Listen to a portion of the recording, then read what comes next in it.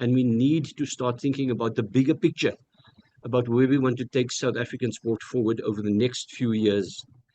If one looks at SASCOC's funding, we have not. We are waiting for the input. We know that we've received money for the events, which include the Namibia AUSE Games, Junior Games, and we're now taking a team to Angola in December, and we've received the 8 million for that specific event. I want to put on record that SASCOC's legislative mandate, according to the National Sports and Recreation Plan, we've not received the funding for that as yet. And we will engage with all stakeholders to ensure that that works. Just to, again, high level, since we've been elected in 2020, we've turned SASCOC around from a deficit or debt of 13 million to an operating budget of around 90 to 80 million to 100 million, depending on, I'll review the financials on that. And our CFO will speak on it, our financial manager. So in closing, I don't want to speak long. I want to thank you, Chair, for your commitment, advice, as well as the Portfolio Committee for their oversight and the meaningful role that you've played in turning South African sport around this year as well. The Minister for his vision and leadership, and we look forward to the consultative processes that we've agreed on, like Project 40, Project 60, which are consultative processes and meetings, as well as Project 350. We value the relationship with the Minister, we value the relationship with the Department and the Portfolio Committee, and SASCOC's mantra and philosophy is that we will always engage with you to ensure that sport benefits. I want to thank the SASCOC board and staff and the national federations for the great work that they're doing. Because let's say 5 federations that have not been doing well and have been in the news for all the wrong reasons. You cannot paint all of the 75 federations and the 9 sports confederations under one brush. Many of them have done exceptionally well. And then, of course, the media who keeps us on our toes, and the South African public is always affected by the work that we do. Thanks, Chair. Thank you so much. That was crisp. While the CFO is going to present the financial report, I want the department, it's for months now, CFO, that we have asked the list of federations and the spreadsheet that you will talk about. I just want you to keep it ready. You will forward it to us. Keep it ready. I want you also to show it to this meeting so that those federations who are here, they can take some pictures to know what is due to them and what is forthcoming, so that these things are not being changed again. CFO for the SASCOC, please proceed with your presentation.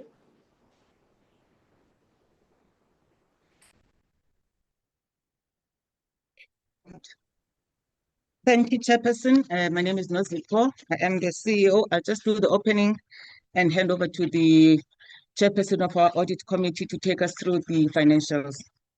I will not go through the stuff that the department has already touched on.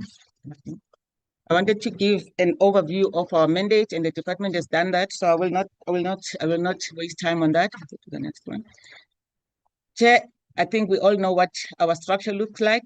The General Assembly, most of them are in the meeting, are the highest decision-making body of SASCOC.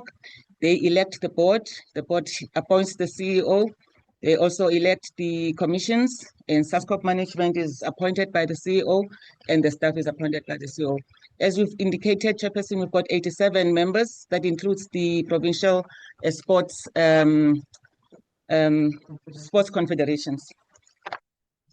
Well, just to put context as well, so that when we go through the financials, you understand what our funding structure looks like.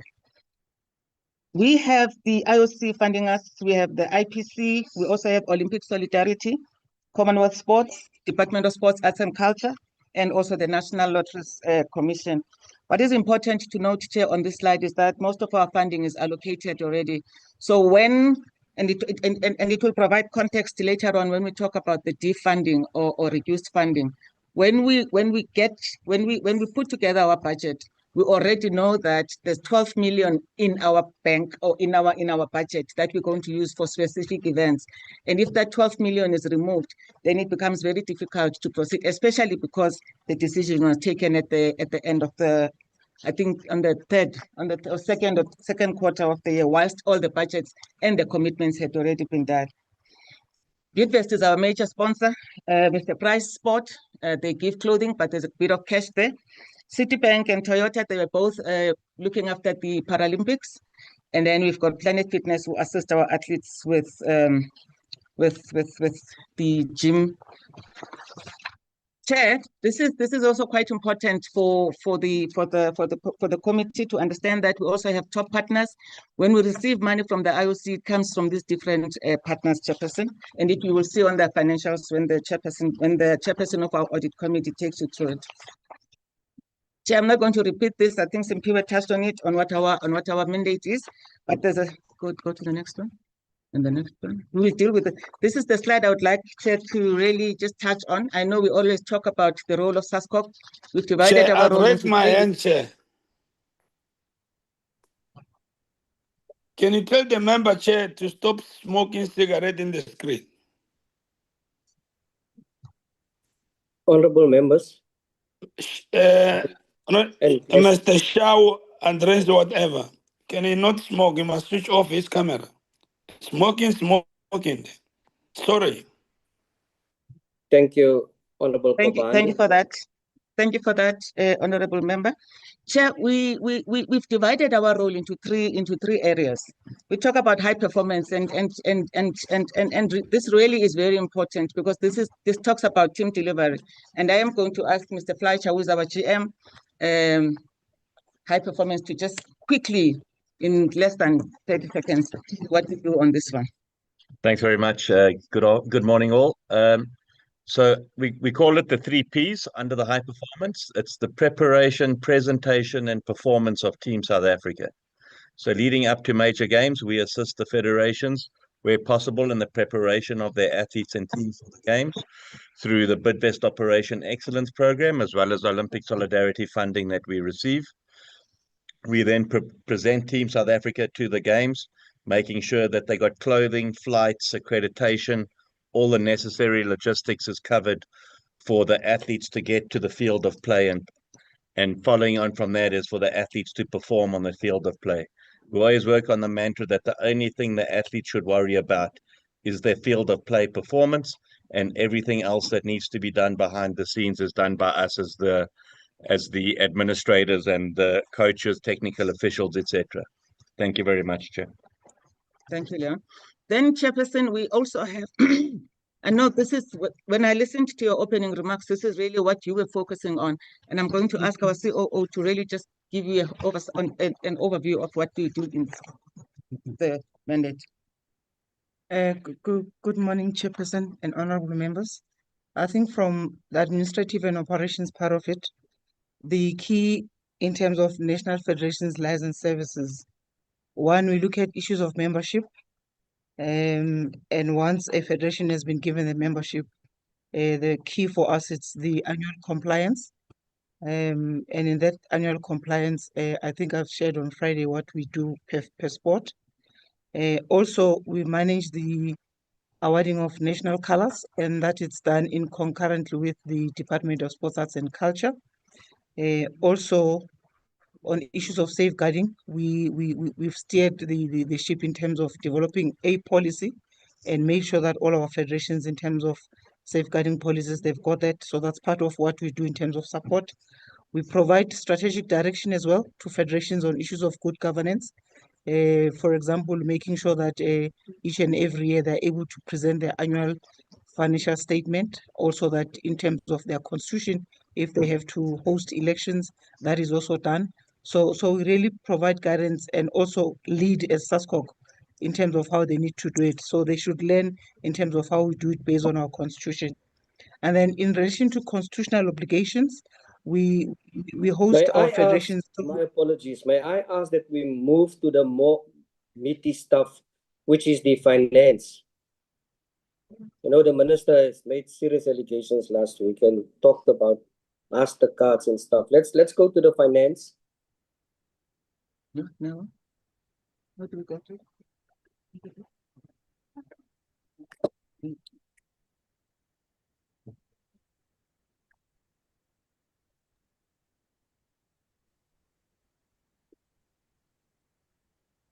Is someone going to flight the financial Yes. part?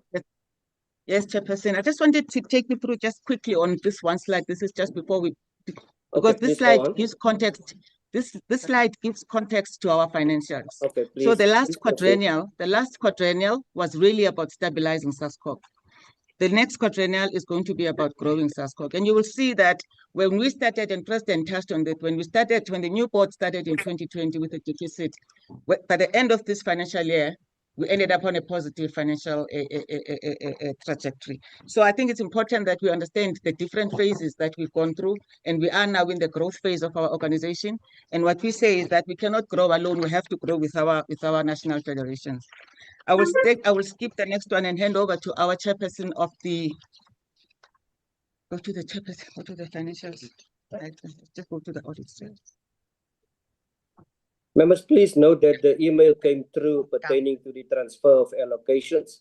In the meantime, to the president of SASCOC, kindly ensure that all letters sent by the department reach the portfolio secretary in order for us to make that necessary comparisons to ensure our oversight role. Please proceed. We'll do that. And now we'll call on the chair of the Audit and Risk to report on the AF's chair.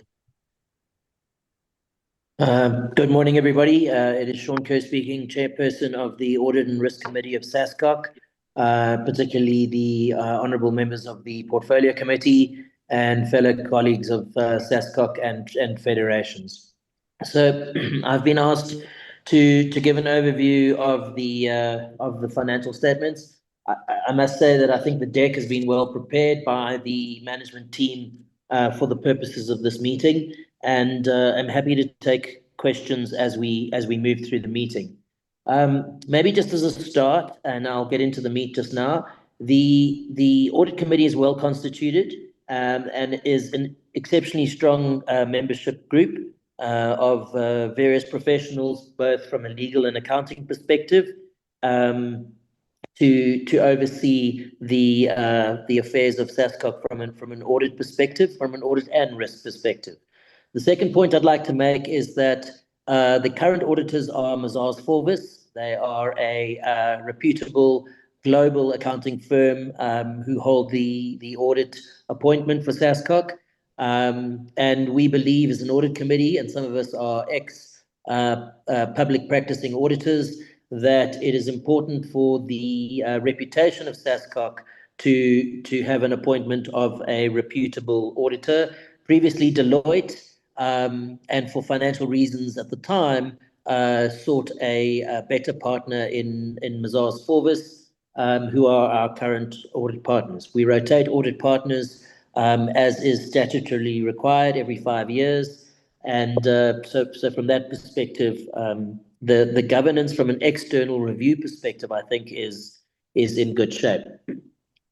Both the CEO and the president of SASCOC alluded to the last quadrennial being a stabilization year or period.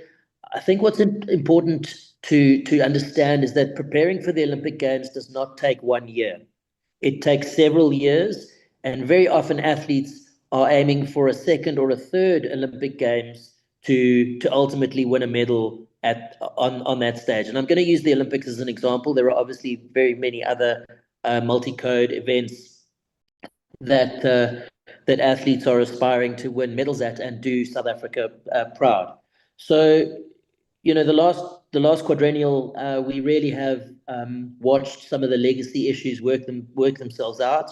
And as an independent, and I'm not here to blow SASCOC's trumpet at all, the current leadership have steered the ship from an insolvent or technically insolvent organization into an organization that has, I won't say has funds in the bank for a rainy day, but has managed the finances of SASCOC in such a way that we've been able to deliver a successful team in Paris, Tokyo was obviously impacted by COVID, and post Tokyo, we dealt with probably 2 years of almost no sport in preparing for the Paris Games. So that context is important when thinking about Paris, and we are now only, although it being 2025, we are really only 2 years away from the next Olympic Games, given the fact that people would have to qualify for the Olympic Games by 2027.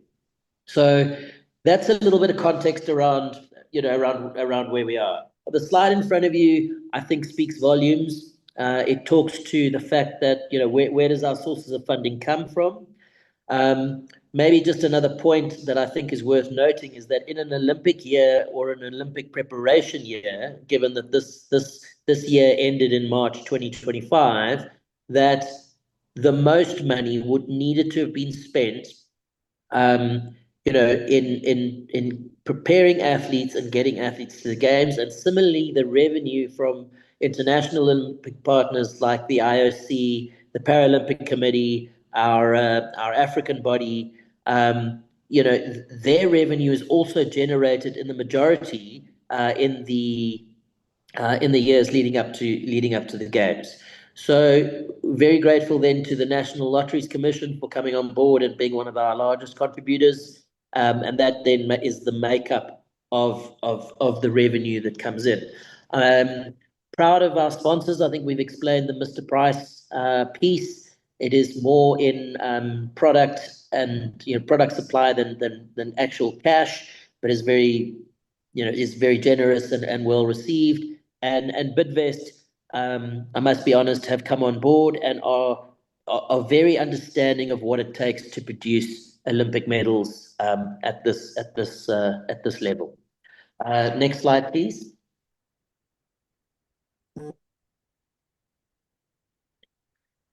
Just then on expenditure, as you would expect, the games takes up a lot of the expenditure. So games delivery, and what does it take for games delivery there? And someone alluded to this earlier.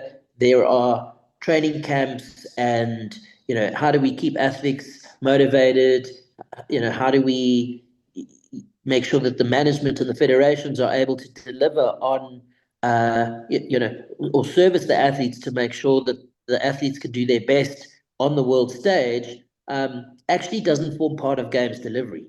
That the games delivery is getting the team to the Olympics. There is some operational excellence in there, but it does not cover the costs that the federations are having to cover for their various initiatives to support their athletes. 25% operational costs, and 13% goes to supporting national federations where they can, both in terms of preparation for the games and athlete support through an Operation Excellence program, which is a lean program which identifies athletes that have potential. And you'll all appreciate that these athletes are pretty much full-time athletes and have no other source of income. And as such, between the federations and SASCOC are trying to keep these athletes motivated and training and still deliver them to the games. This ratio is, I won't say skewed, but it is slightly exaggerated in a games delivery year.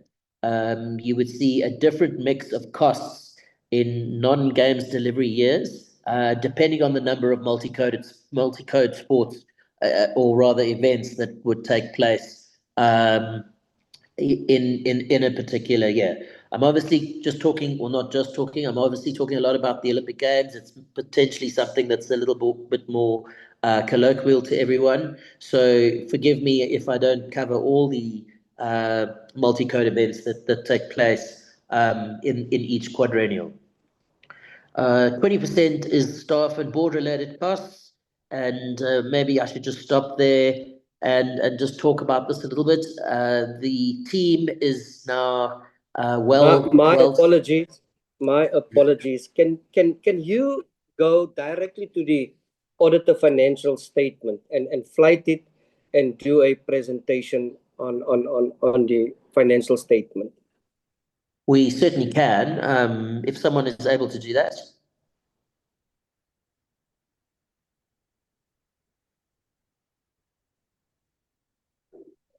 Madam CEO, is someone in your team able to do that, or otherwise I could? I'm certain. I'm certain Okay, that from so your side you can do that as well. So, Chair, this will be another presentation. We just getting to it, so we're going to stop this one and then open up the next one.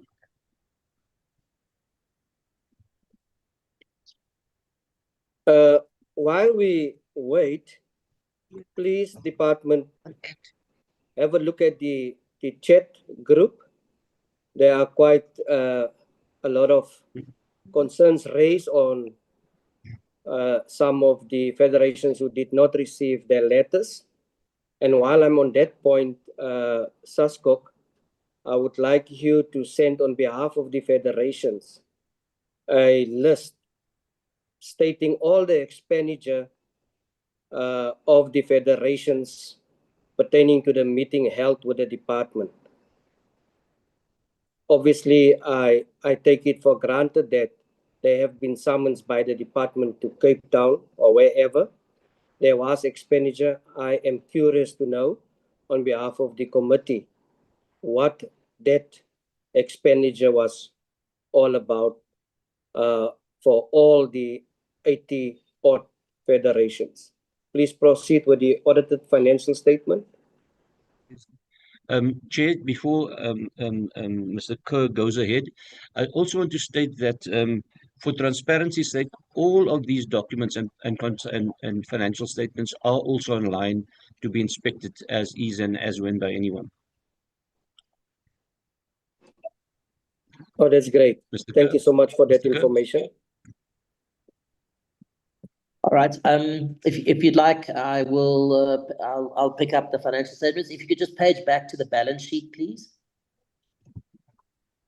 And while that is happening, maybe just to give the members some context around where the auditors are requested to focus their attention. The auditors are requested to focus their attention in the following areas. The first being revenue recognition. Give us the page number. You need to go back to the balance sheet, please. I don't have the page numbers of the incorporated one.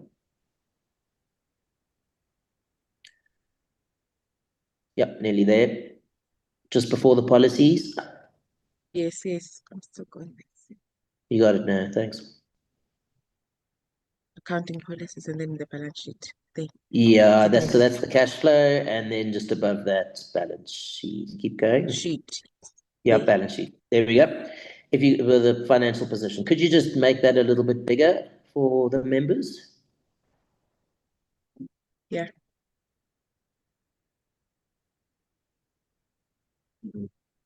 So maybe just there isn't much to talk about on SASCOC's balance sheet. And let me just finish then what I was busy with in terms of the audit focus. The audit focus is primarily on revenue recognition. Revenue recognition is important for the SASCOC organization, given the fact that a lot of their funding is for long terms over 2, 3, or 4 years, particularly over the Olympic quadrennial, and that it is also, as the CEO mentioned, quite often it is earmarked for specific projects, and the timing of those projects is quite bespoke. So our request to the auditors is to ensure that the revenue that is earned by SASCOC is recognized in the correct financial year, and that financial year relates to when the project that revenue is related to is rolled out or meant to be rolled out. You'll see there at the end of the 2025 year cash balances of nearly 24 million rand, and a total equity. So this is the turnaround that this leadership team has provided. We used to be technically insolvent a mere 3-4 years ago to having being a solvent organization. That solvency is always a threat under risk, and we spend a lot of time considering the going concern concept For those of you who can appreciate the going concern concept, it is about whether SASCOC as an organization has the funds or the commitment for funds to continue for the next 12 to 24 months. Otherwise, it results in a qualified audit opinion. Talking about audit opinions, we SASCOC have received a clean audit opinion now for the last 4 years. And prior to that, we continually used to have an emphasis of matter audit opinion, and the emphasis of matter was based on the fact that there was concerns about SASCOC's ability to continue as a going concern because of funding and the technical insolvency that existed. Nothing really there else that I'd like to cover in the balance sheet, unless there are any questions. I think what we can do now, or whoever's driving, is we can just scroll page for page and move through things. Maybe just there, this is a summary of the income statement. We'll get down into the detail a little bit later, and you'll see, 2025 was a big games delivery year, so you would see, proportionally revenue and expenses up, given the fact that there were multiple events, not only the Olympic Games, which needed to be delivered in that year. If you could keep scrolling, please. Yeah, right down into the notes. I'd like to stop on some of the bigger notes. Policies are reviewed annually. We think the policies are fit for purpose for SASCOC, and are really, very well drafted and clear about how certain transactions are treated. Okay, slow down. There's nothing really to speak of. This was on the balance sheet. SASCOC does not own significant assets, and of the assets that we have, many of them have been written down to just about zero. They are significantly old assets, and you'll see in the year there are very few additions. Frankly, this is really just down to the fact that the team is running a lean team in the office, and there are no major additions to assets in the year. Keep scrolling, please. The next note will be for the prior year. You can keep scrolling. You can keep scrolling. This is all. Maybe just stop slightly up on note 3. Let's just have a look.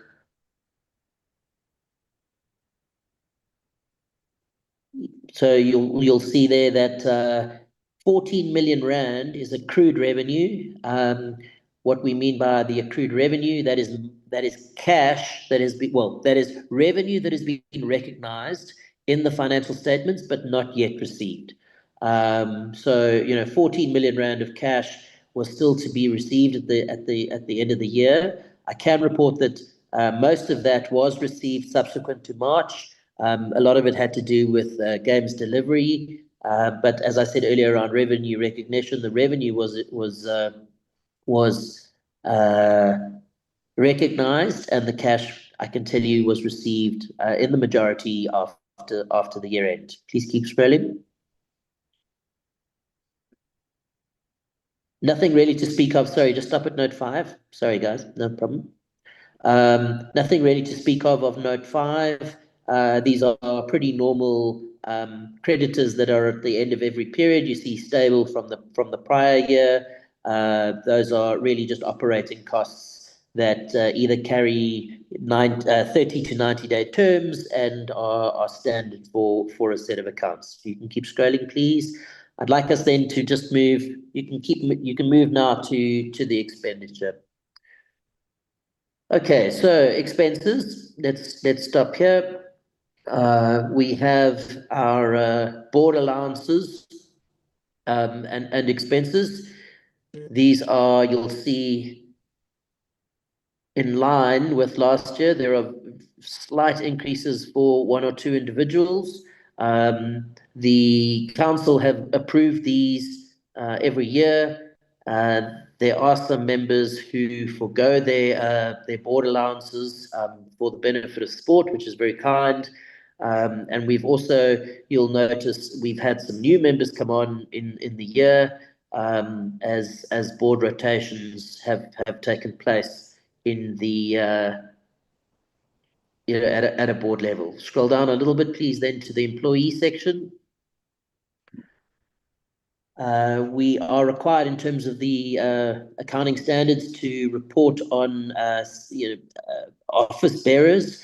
We choose to report on the CEO, the COO, executives in the CEO's office, and high performance.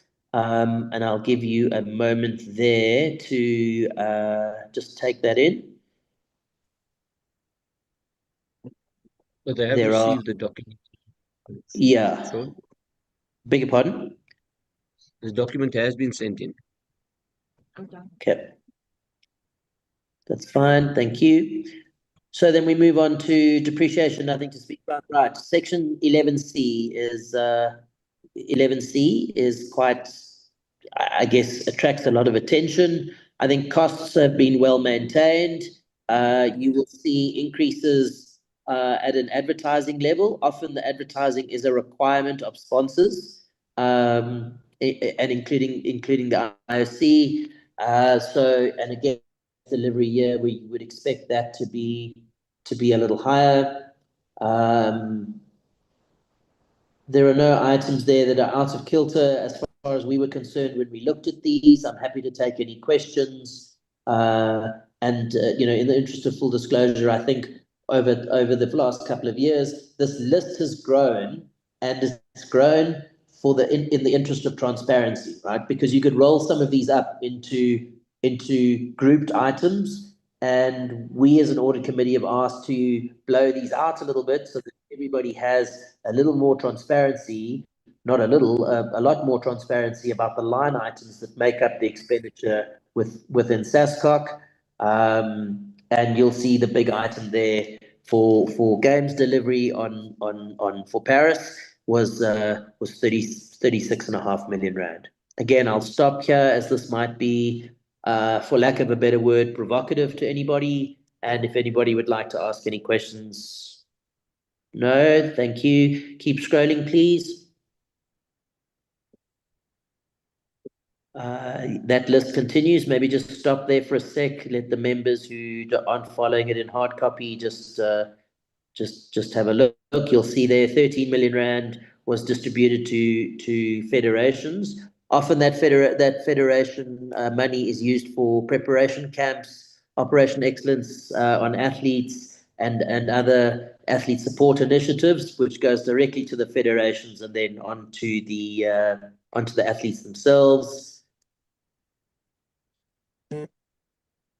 SASCOC is exempt from paying tax in South Africa. There are one or two items sometimes that get caught up in the tax computation around interest, but the rest are exempt. You can keep scrolling. Please wrap up. And I don't really have much more. You can keep scrolling. I'll stop if there's somewhere I'd like to make any comments on. Nope, you can keep going.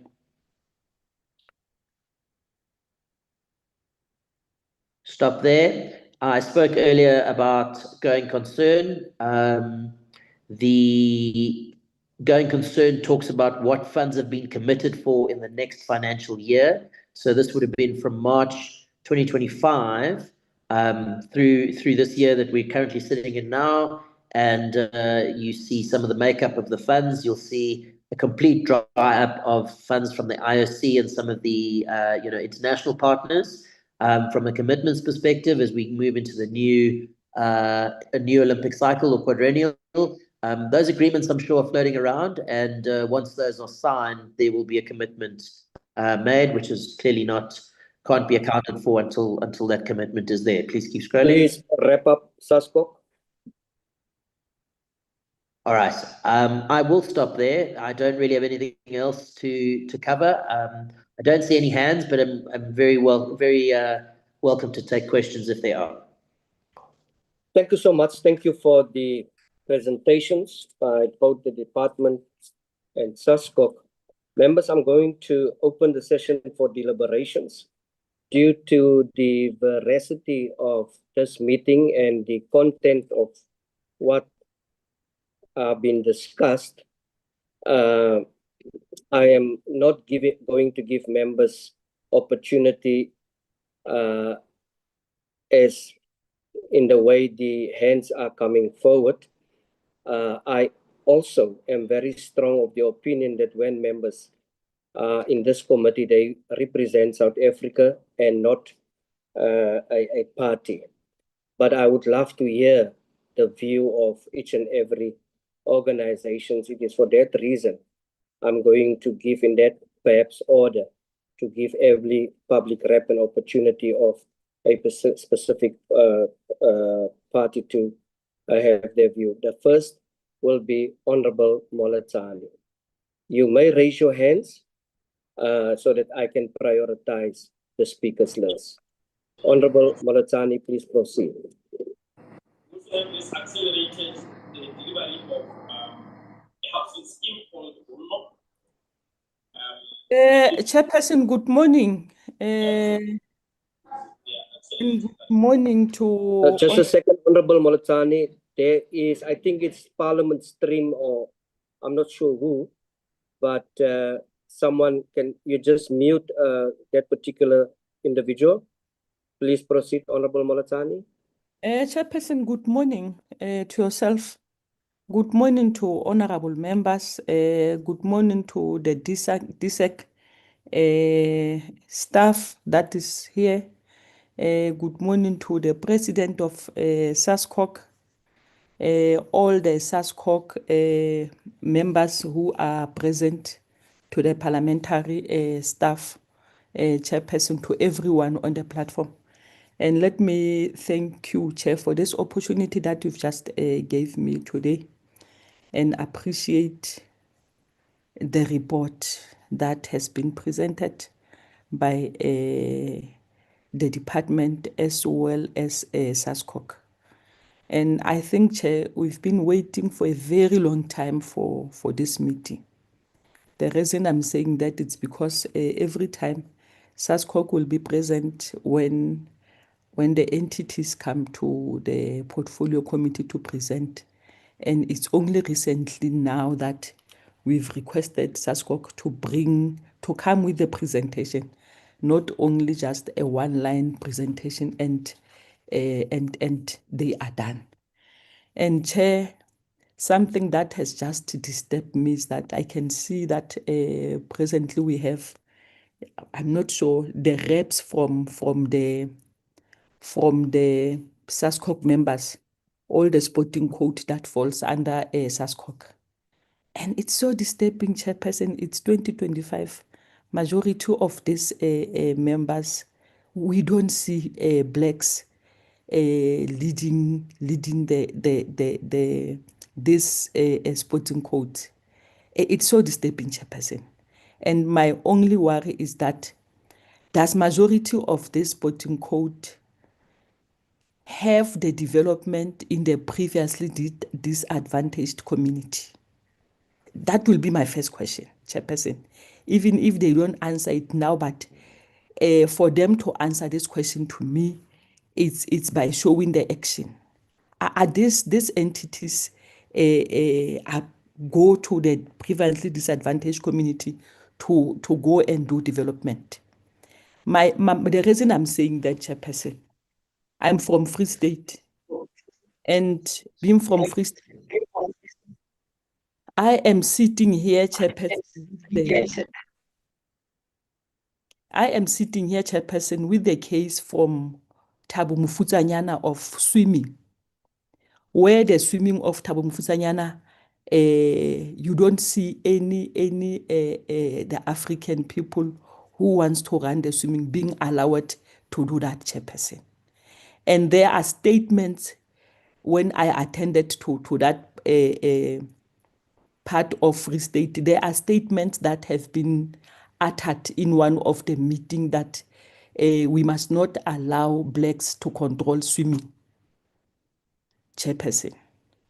And they haven't, no one has ever, when they sit down and talk to that district, how can they assist that district to have their own swimming club that will cater the kids from location. It has not happened, Chairperson. It's still the case that I'm busy attending.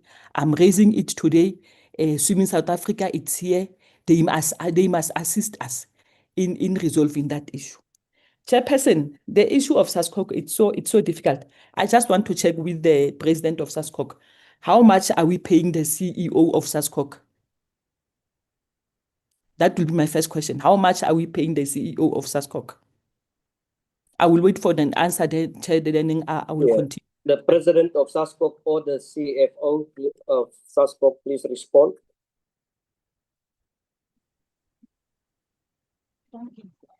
So, Chair, we're going to ask Sean because he can fully explain that to you.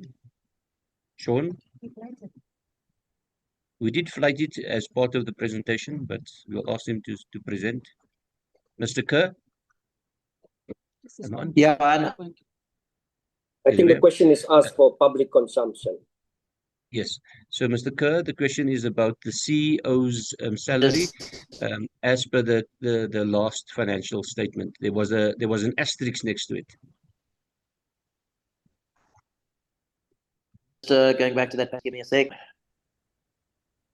I will CEO. The CEO's total remuneration, however, includes her bonus from 2024. So the remuneration is approximately 2.9 million rand per annum. Per annum? Yes. 2.9 per annum, which almost is a 3 million. And on top of that, as the DSEC, we are expecting to. My apologies. Proceed, honourable member. Thank you, Chairperson. As the entity, as DSEC, we are expected to give a SASCOC allocation, which we don't have a problem in giving SASCOC allocation. But when we start to pay someone a 3 million, for an example, SASCOC this financial year, how much did SASCOC receive, Mr. Hendricks, through you, Chairperson? I missed the question. How much did SASCOC receive from DSEC for this financial year? This financial year, ma'am. Yes. So we received money. We received the following allocations for the following events. For Namibia, can you just give me one amount? How much does DSEC allocated to you for this financial year? Just say it in one amount. It's 2 million. It's 3 million. It's 5 million. How much did SASCOC DSEC allocate you?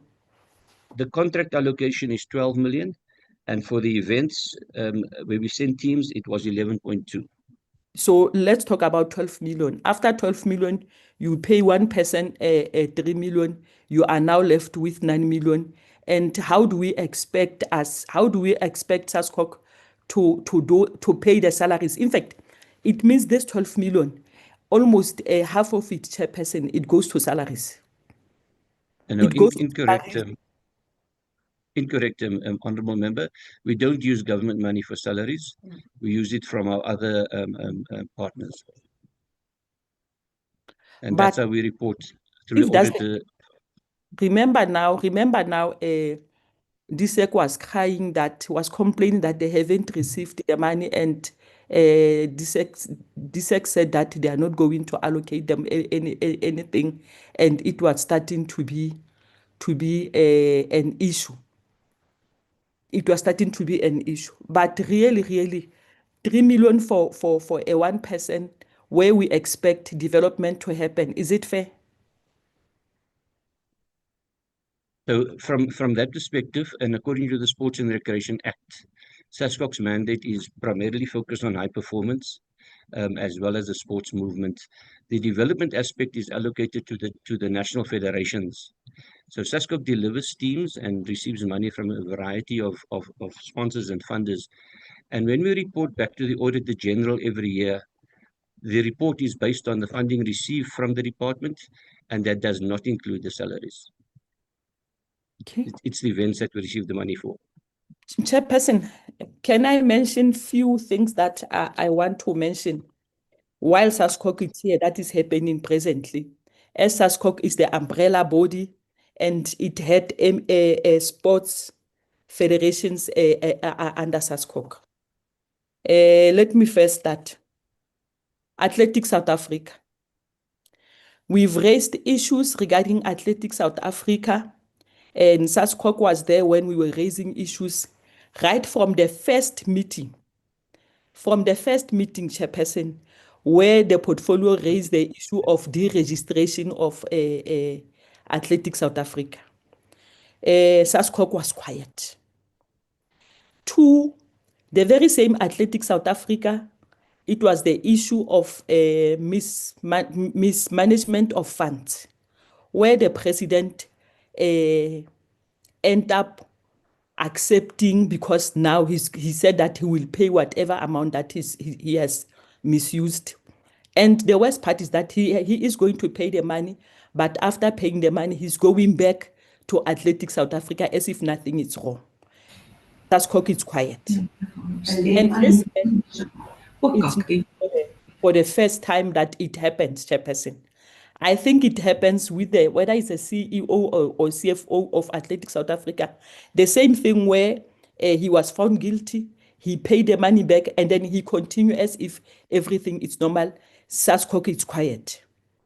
We come to the issue of netball. I remember we raised the issue of netball when netball was approaching the conferences. We said, SASCOC, can you say something on this matter of netball? SASCOC, can you go and assist netball to resolve their issues and so forth? SASCOC was mum, Chairperson.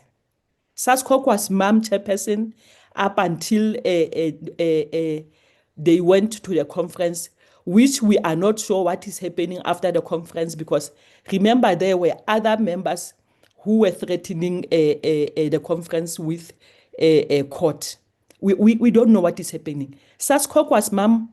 SASCOC did not go and assist to resolve the matter. This is the second issue. The third issue is the issue of Soweto Marathon. We asked SASCOC on the issue of Soweto Marathon the day the president of Athletics South Africa was there, that can you go and assist in resolving the issue of athletic marathon, because it does not only affect the committee, it also affects the athletes. It also affects the athletes. It also affects the runners who are going to participate in that event. SASCOC was mum. The fourth issue is the issue of SAFA, Chairperson.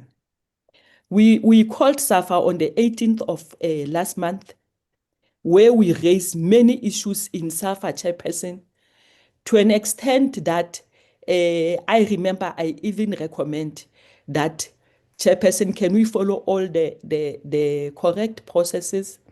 If we can be able to have ad hoc committee to go and get a deeper clarity or to investigate issues that are happening in SAFA. SASCOC is there, SASCOC is mum, Chairperson.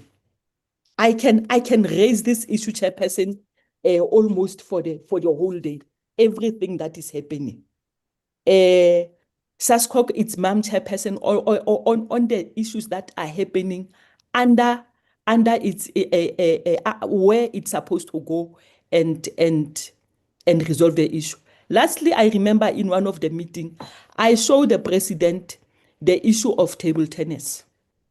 There was an issue about table tennis and so forth. I even requested that president put me on the board so that I can be able to go back to the people who have sent me this letter, because for them to send me this letter, it means they don't get an attention which they're supposed to get. Unfortunately, Chairperson, I don't know. I can raise so many issues regarding the mum of SASCOC, which everything happened before their face, and there is nothing they do, Chairperson. But at the end of the day, SASCOC wants us to see it as the entity, but it's only an entity that, according to me, that want us to walk on the red carpet, but they don't want to take their hands, to make their hands dirty. It can't be, Chairperson, that everything under your watch, it's falling apart, SASCOC. It can't be, Chairperson. So I'm expecting SASCOC to respond to me now in all these issues that I've raised regarding the different entities that I've just raised. And the first answer, I'm expecting it to be the one of Swimming South Africa. I cannot sit back and fold my arms, whereas there is this person in Thabo Mofusanyane who will tell people that they mustn't give blacks swimming because they are going to destroy it. What are we supposed to do? Is there any sport that is allocated for a certain ethnic group? In South Africa, at this age, Chairperson, it can't be. So I'm waiting for the answers now, Chairperson. If I still have time, you allow me after they've responded. Thank you very much, Chair. Thank you. I'm going to ask SASCOC to respond, and after the response, I'm going to give Honorable Potgieter an opportunity. I will come back to you, Honorable Moletsani, and I will do the same with other members. What Honorable Moletsani has addressed, she has addressed governance issues within SASCOC. And yes, of course, with the millions being used to honor its obligations, the shortfall bring those obligations actually at risk. I want to add, when it comes to governance, and flag this as well. Accounting fees is 1 million rand. External audit fees is 881,000. And then again, there's another reflection of accounting fees of 213. Now, the question remains in terms of auditing, and what Honorable Moletsani has said, what has actually been audited of SASCOC to the tune of 1 million rand? I don't know whether that makes sense. And also an external audit, also almost 1 million rand. If you can get an explanation on the governance on that as well. SASCOC, please respond. Thank you, Chair, and thanks, Honorable Moletsani. The responsibility of transformation is with the Department of Sports, Arts and Culture under the EPG. The facts that we do know, however, is in terms of the leadership of sports federations, there are 16 black leaders, white 42, colored 8, Indian 6, women presidents 6, and disability 1. Sorry, women is 15, my apologies. Then as far as athletics, SASCOC wasn't honorable member. We engaged on various levels and in fact spent 140,000 rand on the investigation. We gave them 3 months to report back. We've not received a report from them as yet, and will follow up after that period to get the report. So we don't know what the status of the chair and the relationships or the conditions set at this stage. With the Netball World Cup, we did report during the Netball meeting that we engaged with Netball South Africa, we engaged with World Netball, and the policy from SASCOC was that the international body would continue to run with the process, as that was the rules and regulations of World Netball, and that was an agreement by all the national federations as well. The Soweto Marathon, we were in the meeting with Athletics South Africa. This was not SASCOC's mandate. This is an internal matter between Athletics South Africa, the provinces, and that particular trust. And we saw in the last meeting that the trust had its own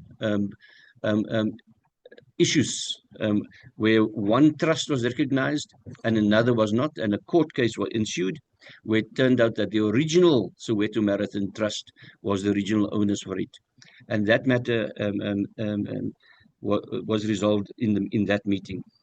With regards to SAFA, we of course know that there's a sub judice court case happening and sub judice, but in terms of the General Assembly of SAFA, which is the membership of SAFA, they have not sent any issues of dispute to us and therefore SAFA remains a member in good standing. With table tennis, between the two of us, we've arranged a meeting, and that hasn't happened yet, Honorable Molatsani. But we have received a letter of dispute, and our policy is very clear. This is still an internal table tennis matter, and it must be resolved internally first before it can come to SASCOC. With regards to Swimming South Africa, that again is a matter of development, and Swimming South Africa, when they face you, must report on it in that context. It hasn't formally come to our table at this stage. Then we're going to ask our independent auditor chair, Sean Kerr, to respond to the questions that the chair has raised with regards to the fees, the 1 million, and as well as the audit fees. Mr. Kerr. Thank you, Mr. President. Just a correction on how that page has been read. You'll see that there is a block around external audit and accounting, and together the block makes up the 1 million rand. The 881 amount is the amount that is paid to Mazars Forbes for the external financial audit of the financial statements of SASCOC. The amount is not considered to be out of line with the level of service and the complication that goes along with an audit of this nature. In fact, it is reasonable and relatively cheap when compared to the market. We have various members on our audit committee who are, as I mentioned, previous external auditors of other firms, and it is an amount that we analyze in detail with the auditors. And quite frankly, Mazars Forbes run this account for us at a deep discount as their contribution to sport in South Africa. So, it's not 1 million plus 1 million. It is the external audit and accounting fees which make up 1 million rand. The accounting fees were, you'll see they have dropped by nearly half from 2024 to 2025. And that ties in with my point that I made earlier around a fully functioning finance team, which is now housed within SASCOC. Previously, some of these services were outsourced.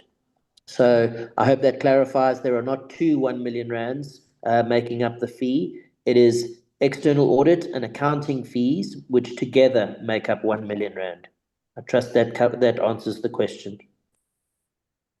Thank you. There is another question by Honorable Molatsani. Chairperson, thank you very much.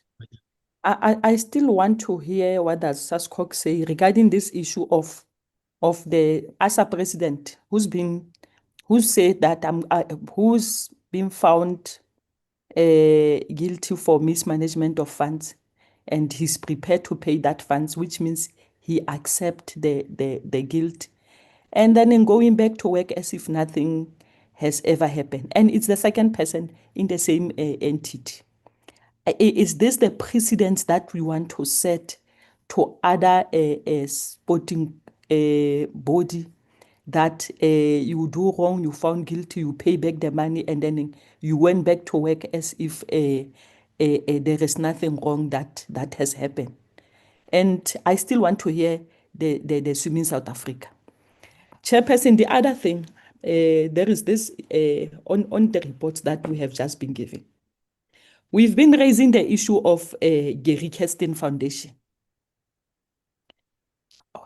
The issue of Gary Kirsten Foundation has been raised for some time, Chair. And I can see that again, 2025, 2026 allocation, 850,000 to Gary Kirsten Foundation. Can we be given a proper information about this foundation? Where does it do its development and so forth, Chairperson?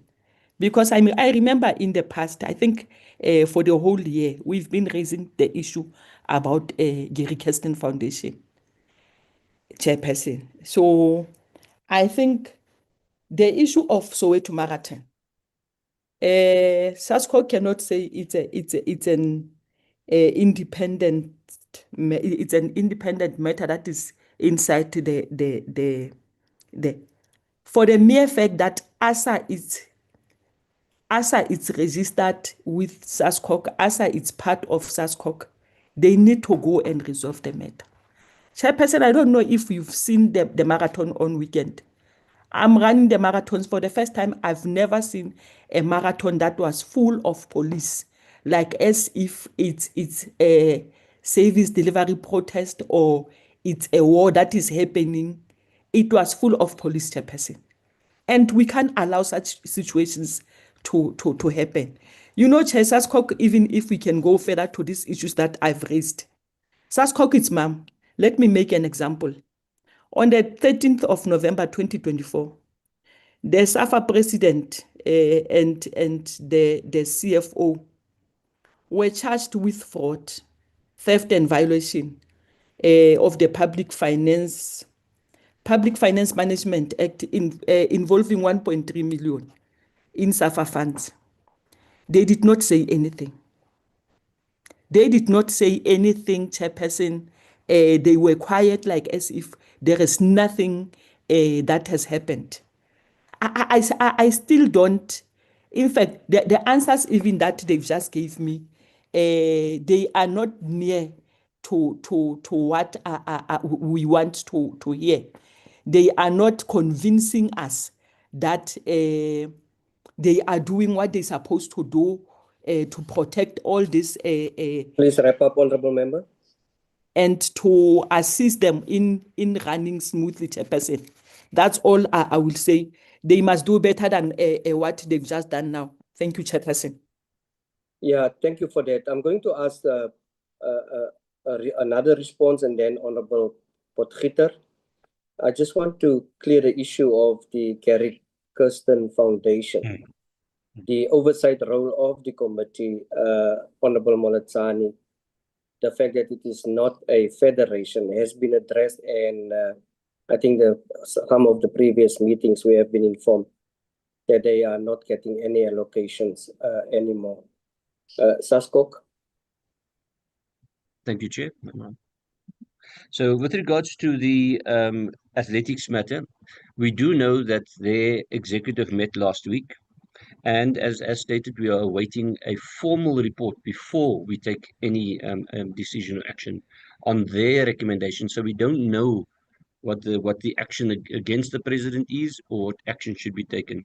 Noting, of course, that the previous report did say, the investigative report did say, that it's not just the president that needed to be addressed, but the CEO as well as the finance manager. So we can't make any statements on it yet until we receive the formal report from them. With regards to SAFA again, it's very difficult for us to make statements apart from saying that we note with concern.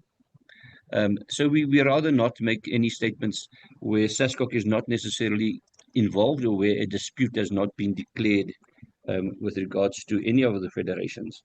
And that is the sort of processes that we'd like to follow. We like to follow due process so that it can complete itself, and then we will respond. Thank you, the Honorable Potgieter. Thank you, Chairperson. I'm going to switch a little bit between SASCOC and the departments, if you don't mind. Thank Please you. do. I received the allocations that were sent to us on email, and I'd just like to get some clarity because the first tab talks about the 12 million rand that's been allocated, and the second tab then talks about 30 million rand that has been transferred. It doesn't seem that there is congruence between these two. There also don't appear to be any substantive reasons around the reallocations. There's additional notes in the side, Chair, that mention ministerial approval, and it mentions reinstatement of initial allocations, but it's not very clear as to how much of this money is actually going to be allocated and whether or not it's 12 million rand or if it's 30 million rand. If I can get clarity on that, please. Is that compared with the list that has been emailed to Honorable Potgieter? That's correct, Chair. Yeah, it seems that there are some discrepancies. Will the CFO please give clarity on that? No, Department. thanks. Yes, thanks, Chair. Simpio will add on the specifics, Chair. But can you hear me, Chair? Yes, I can. Please proceed. Oh, okay. Okay, no, thanks very much. Yes, I was saying that Simpio will add more on details, Chair, but what we can say is that all the original budget that was supposed to go to Federation based on what was signed for a period of 3 years, it will be paid back. Today, Why all of a sudden now? You first cut it and then you pay it back. And the spreadsheet you talk about that has been emailed, is that a draft spreadsheet? No, it's not a draft. Simpio will talk to that, Chair. Okay, can you inform the committee why that decision been made that everyone will receive their original budget? Because of Christmas? No, Chair. Please respond, CFO. Yeah, thanks, Chair. Yes, like we said in the previous meeting, that the shifting of funds based on the item B transfer payment, it did need the Treasury approval. And then we went to National Treasury for that, and that was declined as per what I've reported. I can't remember which meeting, when I explained that we have received the response from National Treasury. Declined by Treasury. Yes. Yes, So that is what I would like us to do. Let's be honest, because there's distrust. Tell the nation you have applied, you have wanted to cut the money, it has been declined. Don't tell them back, this is now the decision. Honorable Potgieter, proceed. Thank you, Chairperson. Okay, in addition to this, I think what I'm failing to understand in terms of the 3-year agreement, the amounts that were originally requested and the decisions that they made in terms of approving the amounts that are given. Chairperson, I just want to mention in this respect, I'm finding it difficult to understand how there's an additional allocation for SAFA, and we mentioned this previously, for 5 million rand to pay salaries, which is essentially not the job of the Department of Sports, Arts and Culture. So here we have deferments that have been made and defunding of federations in order to fund the VAR, which I understand is something that will make the sport better run. But it's being done at the expense of other federations. The second issue with that is that it's okay to forward 5 million rand, and if I understand there were two intentions to do that, or 2 increments of 5 million rand, because SAFA isn't able to manage its salaries properly. And yet we're defunding federations on sort of vague, general, ideas across the entire sector. What I would like from the department are the substantive reasons for the request to reallocate the money originally, even though Treasury has declined it. We would like to understand what justified the withdrawal of the funding. To give a general overarching statement that there was wrongdoing or non-compliance doesn't help us identify where the problems are sitting. From what I understand in the comments, the federations have submitted their business plans, which should essentially form part of the department's plans in terms of allocating money. So what we need to see is what exactly are their requirements financially, what was approved in terms of the 3-year agreement, and essentially what is going to be paid out and by when. That's essentially what we need to be able to assess what's going on here. But I would like the department to provide the substantive reasons for the original reallocation. And then I think, that list and evidence needs to be sent to the committee. Honorable Potgieter, yeah, we are getting somewhere here.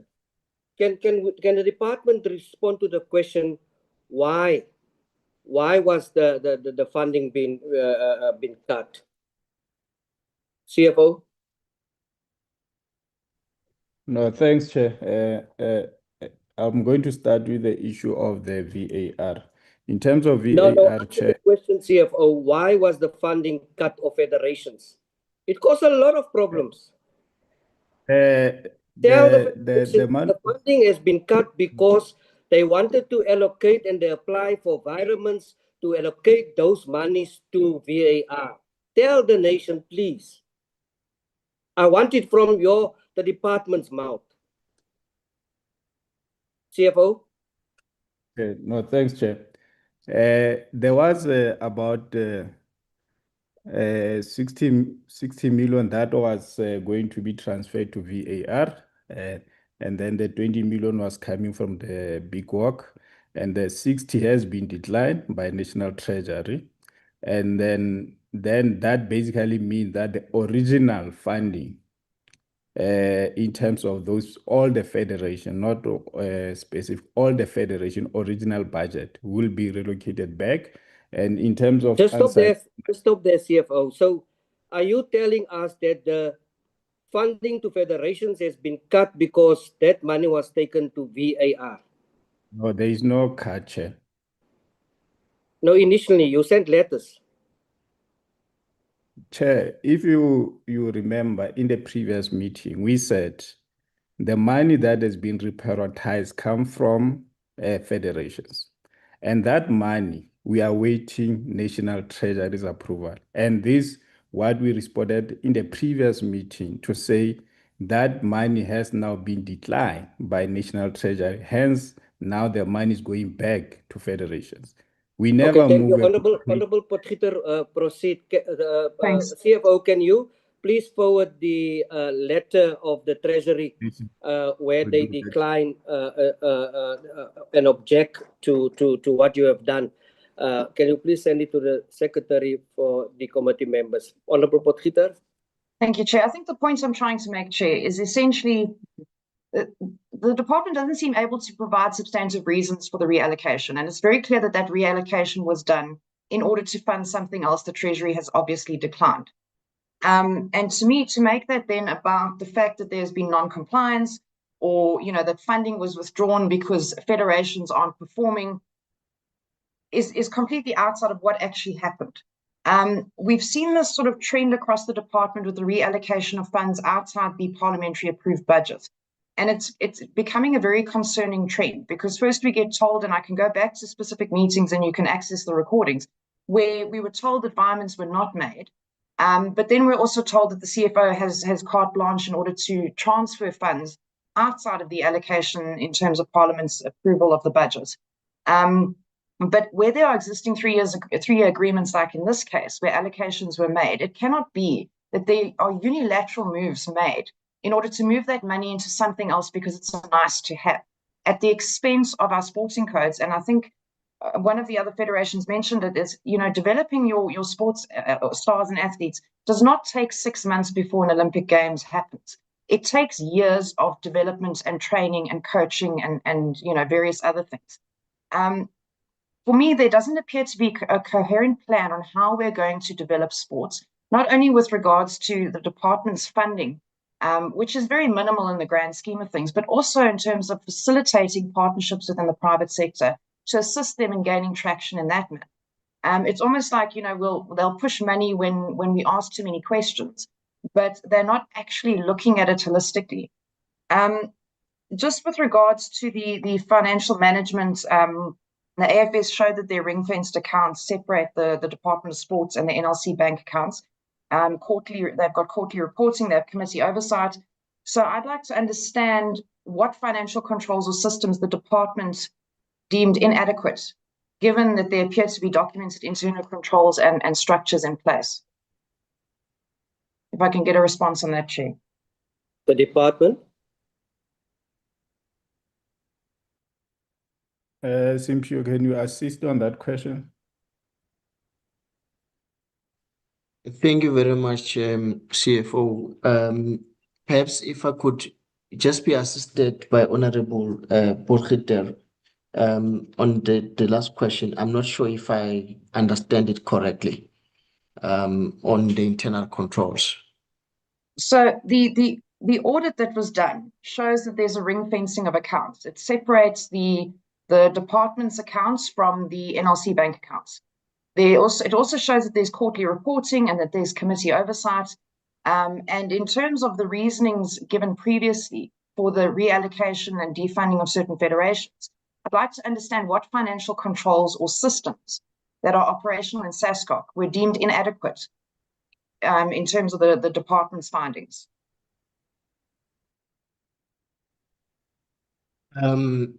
Chair, I am not aware of any indication by ourselves of any internal control deficiencies within SASCOC that we had raised. But to indicate, just maybe to clarify, we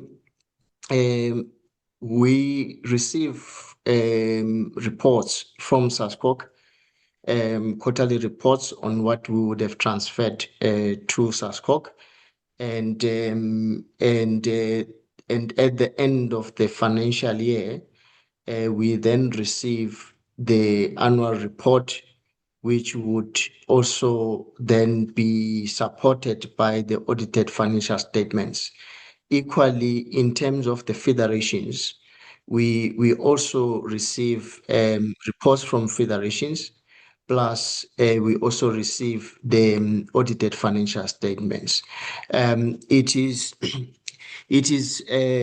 in terms of it one would be incorrect to say that generally the federations are non-compliant. Yes, there are federations that are failing to comply, in which case then we do not transfer to them. And those would be indicated as such when we conclude the financial year. So we then what has been raised by the AG in terms of transfers is the adequacy of the Section 38 certificate that must be concluded between the department and the institutions that are receiving funding, which as on the basis of the recommendations of the AG, we are now introducing, and the federations will be receiving that specific Section 38 certificate as per the recommendation of the AG. So overall, in terms of compliance, we monitor federations, and when we pay, it will be on the basis of a federation having complied. But Chair, I think maybe if you allow me to also just quickly respond to the other questions that were raised. Gary Kirsten, Chair, perhaps the honorable members, when you read the spreadsheet, it has various columns. The column that you need to look at as well is the final allocations. So the first two columns, it shows what previously was allocated as 850, but there is a column that says less that same amount of money. Then the last column then gives you what is the final allocation, and you will see in terms of Gary Kirsten, the allocation for this financial year going forward is zero. There is no allocation made to Gary Kirsten as such. And in terms of SAFA, I think Honorable Porgete did raise a question around that. What is on the spreadsheet at the bottom as notes is reflecting the advance that was paid in the last financial year, which has been reported on in terms of at the portfolio committee, and there's been discussions, and we had indicated that in this financial year it will then SAFA will then. That's why against SAFA there is no allocation. The allocation is zero. Because that would have been taken care of by the advance that was made last year. I just thought I needed to clarify some of those issues, Chair. Thank you very much. And I'm not sure, Chair, I do note a number of issues being raised on the chat box. I'm also just, Chair, picking up that perhaps can we leave the chat box, because that is not questions from members. I want members to get a fair chance on their responses. We will respond to that Someone is busy taking photos of the snapshots, and we will submit them in the way of questions. You've just ignited me when you speak about the what is it called, the spreadsheet. Now, on that spreadsheet that you're talking about, you brag and you boldly said, we give the federations monies back. We even give some federations more. Where does that additional money comes from? Did you take from other federations, or what happened there? If you look at that spreadsheet, that's the first question. The second one is, when you look at the dragging of feet of the department that actually stumbled here, what is going to happen if federations not use that money? Are you going to be lenient and say to them, listen, we'll carry it over? CFO?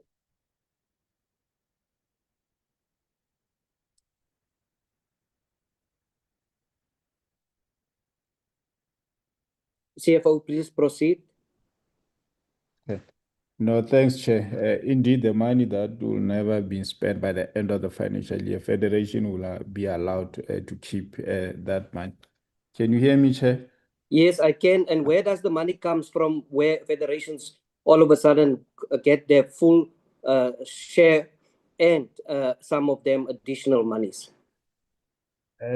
Chair, we do put what we'll call reserves for federations because in some Yes. years, From cutting to No, bringing them cut- back to their status to additional money.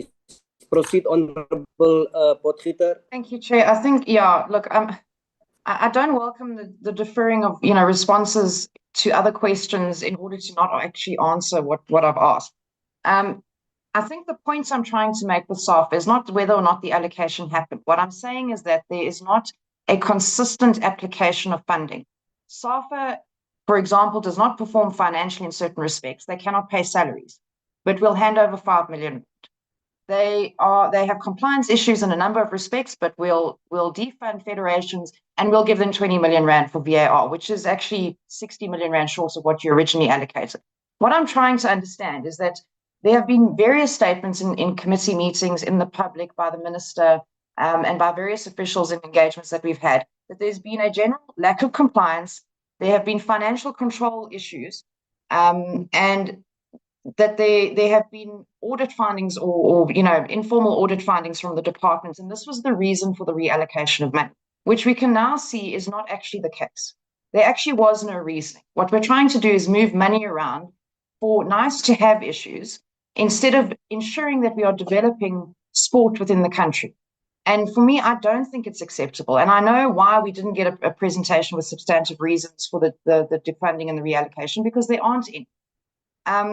What I would like to see, Chair, though, is that where there are specific instances of governance issues, like my colleague, Honourable Malatsane, has mentioned with regards to Athletics South Africa, and I agree with her, a slap on the wrist and an apology and pay back the money is not good enough. There need to be specific consequences attached to that kind of behavior, because it sets a very bad precedence within government. It's too often done, and it's too easy to get out of. Once you get caught, you just say sorry and you pay the money back. So where there are specific instances like that the individuals responsible are then punished, but you cannot then punish the development of sports because of an individual's conduct. What's not clear is where there are compliance issues, where there are regulatory issues, and it's very evident that that money was moved in order to make way for something that was wanted, as opposed to actually required in the grand scheme of things. I'd like to understand from the department what forensic audits they did in reallocating this money in order to justify it, and whether or not they had any discussions with Treasury prior to being declined. If I can get a response to that, just a short one, Chair. Yes, the department, that's an interesting question. Amid the fact that the minister also said that due to that, funds were cut. Can we respond to that? And please, after the response, Honourable Potgieter, then wrap up your questions. Department? No, thanks, Chair. In terms of the the issue for the reason for moving away the money. We are very clear from the beginning, Chair, to say that the reason was that because we did take money from Federation, and then that money, that budget, we are moving it for VAR. That is what was reported at that time, Chair. And Sorry, then, of Chair, course, if I may, the question is quite simple. Was Treasury consulted prior to the decision? And before you reallocated funds, did you conduct any sort of consultation or forensic investigation? That's all I need to know. Chair, the money was not moved because of any forensic. Like I said, it was a reprioritization of the budget. No, Chair, I think there's a misunderstanding. What I want to know, yes, I understand the reallocation didn't happen, but there was an intention for it to happen. So was any investigation or forensic audit done in order to No, Chair. justify the reallocation of funds, or was Treasury consulted prior to submitting this request to them? Before you respond, my understanding, Honorable Potgieter, is that the application for violence has been rejected. So that money and that allocation actually stands. But also on the other hand, when this committee put pressure onto the department to indicate why did they take the money, the response was because there is shenanigans in federations. Now the question from Honorable Potgieter is simple and clear. If there was shenanigans, was a forensic audit been done unto those entities, or rather those federations that were in red as a reason of withdrawal or withholding of funds?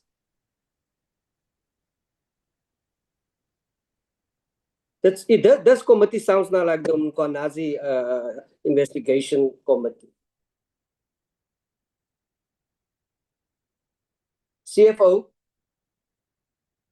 Chair, I'll request that maybe Mr. Ncube to add, but like I said, Chair, the only time when we were moving that money, it was a reprioritization of budget from federations. It was not because of investigation, but in pure, maybe it's the meeting that I was not there. Can you just maybe answer the question on forensics and also the reason, if there was any other reason that we moved that money? The minister said Friday, he will come today and give a report why money was withheld, what is happening in the federations. He is absent. You are now the accountable officer to this committee. Are you in possession of such information? Chair, what I know, one of the reasons that the minister said before, Are not you from in last week. possession of the information? Which Yes or information? no? Which information that what minister said on Friday? Yes, you were in the meeting. You know what he said. No, Chair, was with the National Treasury meeting at that time. But you are now acting. You must now have all that information. Yes, but I'm saying, Chair, I was briefed about what minister said, but to answer the question direct, I'm saying the reason for us to reprioritize that budget, like I reported previously, it was reprioritization from federations. And that is why I was saying then, based on what Treasury then declined based on our request. And the question to say, maybe did we consult National Treasury? Of course, we did it on the process, what Treasury regulations say. If you want to move money, you need to apply to National Treasury. And that is what we have applied, Chair. Thanks. Yeah, just so by the way, you left the meeting on Friday without any apology or indicating that you have other engagements. The Honorable Potgieter, please wrap up. Thanks, And then, Chair. then I will. Look, I think it's very clear. There was no feasibility study done. There was no investigation done. There were actually no reasons to reallocate money from the federations. And until somebody, because I'm almost certain that my questions are being intentionally misinterpreted. I'm not asking whether a forensic investigation was done after the decision to reallocate. I'm asking, what were the reasons for the reallocation in the first place? Because you cannot blame the federations for non-compliance and not doing their job. But the real reason is that you really wanted to move money around and you needed to find a reason to be able to do that. And National Treasury has since turned you down. So I'm trying to understand the level of consultations that happened with the federations, because it seems that they weren't told that they weren't going to be funded. Many of them didn't receive letters. The level of engagement with the department is abysmal at best.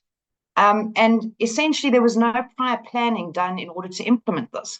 So we're kind of running around in circles. But the gist of it is that essentially the federations were defunded for no reason whatsoever. You cannot provide substantive reasons as to why the reallocation was done, because you're also awarding or rewarding other federations on the one hand where the performance is low, and you're now stating generally that every federation is really bad in terms of compliance and governance, and therefore we're moving money away from them. I don't see how this meets the department's commitments in order to prepare teams for the Olympic Games and any other competitions. I don't see how it aids transformation in this country. I'm not understanding how it fits in with the particular business plans of the federations. And I think, Chair, that we require a written formal response as to the reasons behind the reallocation, the discussions that were held with the federations as well as Treasury prior to the request being put in, and what audits and investigations were done in order to justify the reallocation of funds. Whether that didn't happen or not is irrelevant, because we are setting a precedent that behind the scenes, that after Parliament has approved a budget, then the department can go and reallocate funds at their own discretion and not come and provide the committee with reasons for those reallocations, whereas we perform oversight over this exact function. I would also like the department to provide us with their plan going forward, because it does appear that there is a funding issue between the allocation of budget and the ability to spend that budget by the federations, as well as how they are determining the amounts that are given, not only in terms of the 3-year plan, but actually in terms of the amounts that are required by the federations. I think this is terribly unfair, Chair. I know exactly what the president of the Federation of Dance is saying, because our athletes in terms of that are not given funds to go and represent us internationally. So it goes back to Honorable Moletsani's point. Why is there no development? Because the only reason you can compete internationally, this goes for rowing, it goes for dance, it goes for football, is if you have money to do it. And it denies transformation, particularly in our underserved areas, because they are not given the opportunity to be able to take advantage of these opportunities. And if we have a department that it does not actually have a baseline on why it's approving allocations and is doing things just because it feels like it, we have a serious problem, and it needs to be addressed. Thank you, Chair.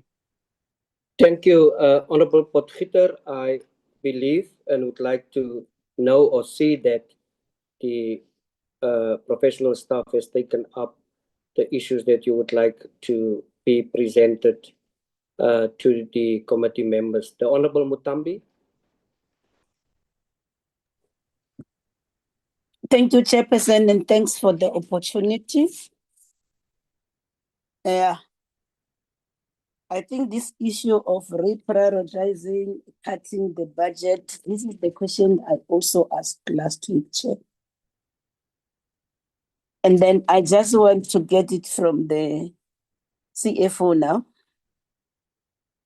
I hope he was in the meeting in July, not like the one for Friday. In July 2025, the minister pronounced that they will be reviewing the federation's funding because they are working on a new funding model to fund athletes directly. Then the question that I want to raise, how far are you with this funding model? Has the department consulted with all key stakeholders around the formulation of this plan? And then when did the department decide to formulate the concept of funding model? And when can the PC be briefed about this new funding model that the department is working on? That's the first question, Chair, that I need it to be responded to. The department, please respond. No, thanks, Chair. The model to fund federation is based on the issue that because the fiscal pressure that we have, So we need to get an outside help. So in terms to say how far are we? We are at the early stage of funding. Also, we have Minister, of course, with the one-on-one meetings that he has with Federation. He also discussed the issue of the funding model. There was one meeting that I attended where he explained that he wants to see when Federation are financially sound and they are not relying on government funding.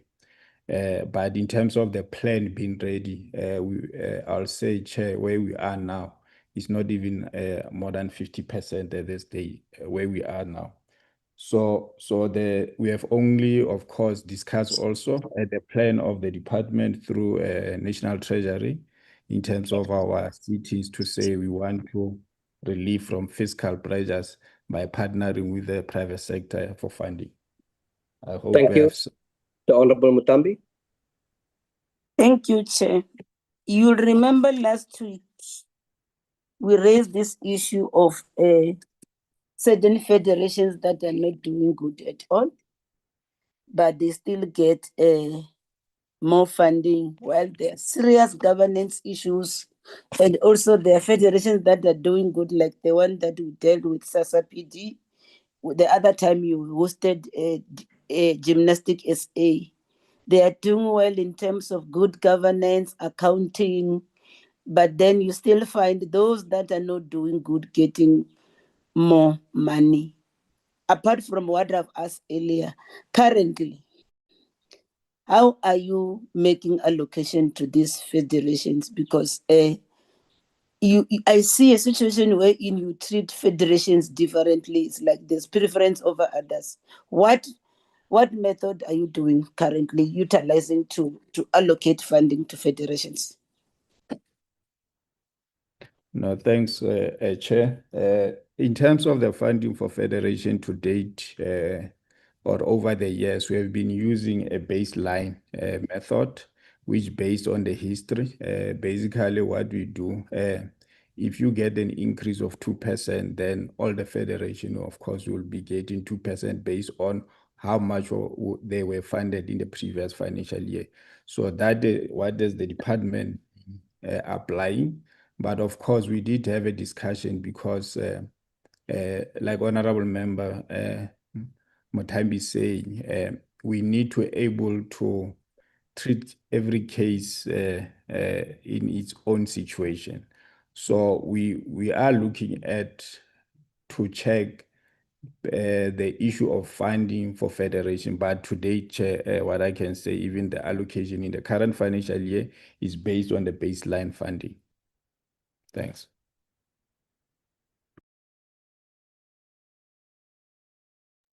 Can I continue, Chair? Yes, please. Thank you. I'm now coming to SASCOC. I'm gonna be looking at their financial statements. Maybe they can, so that will make these things easier. If they go to the notes to the consolidated and separate financial statements, it's on page 33 of the actual financial statement that talks to expenses. I've got a lot of questions to ask the Chair, but let me start. You have dealt with the external audit and the accounting earlier, Chair. Then I'm looking at this. There's a line item called advertising, Chair, where the entities spent 3.2 million for advertising. At the same time, I've been looking at the disclosure on the expenses that relates to allowances and employee benefits. I believe you have got a general manager, marketing and communication in page 32. That almost package around 1.4 per annum. But I'm trying to link it with this advertising. What are you actually advertising that cost you so much, and where are you doing it? Can somebody explain to me that figure of 3.27 million as to? I think it's much, and the first financial year was 2.5. I suspect there was an event there, but this year also it has just rocketed to 3.2. Can somebody explain this to me so that I understand? Please respond to the question. Yeah. So yes, greetings everyone. So on the call and speaking now is Bronson Mokabela, the GM for Marketing and Communication for SASCOC. In response to the honorable member's question, I think it's important that I hope you get the opportunity to go into our annual report that we submitted, which showcases the work and communication that we did leading up to, during, and post the Olympic Games. A lot of support around showcasing our athletes, showcasing their successes. We do take a team with us whenever we go to any games, which is made up of a photographer, a social media team, a writer, and then we send those stories back home to media over here. And we also have events leading up to the games. We had team announcements that happened here at SASCOC, team announcement with SABC. We had a team send-off. We had kit launch with Mr. Price Sport. So there's a whole lot of activities that go behind those numbers. And one of the comments that was made was the increase from the previous year. So SASCOC delivers a team each and every year to a number of multi-coded games. It just so happened that 2024-25 was related to the Olympics. In 2023-2024, we took a team to Ghana for the African Games. We took a few teams to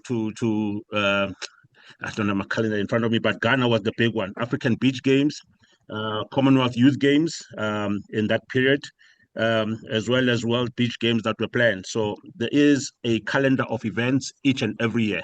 And in the presentation that we submitted, we didn't get an opportunity to share.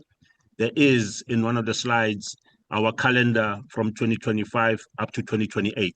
And in there, it will be seen that there is a games each and every year. As we said, we're planning for 2026 Commonwealth Games, Winter Olympics. So our calendar is full. And I guess just also in relation to that is that each of the partners that we sign an agreement with, there are obligations to ensure that they get visibility and exposure through the platform. So Bidvest, there is an allocation that we put together to ensure that they get leverage as part of the partnership with Team SA, and that goes across all the partners, Mr. Price Sport, Planet Fitness, including the worldwide partners of the IOC and IPC, as a slide that the CEO shared earlier. Chairperson, please proceed, can I Honorable Mutambi.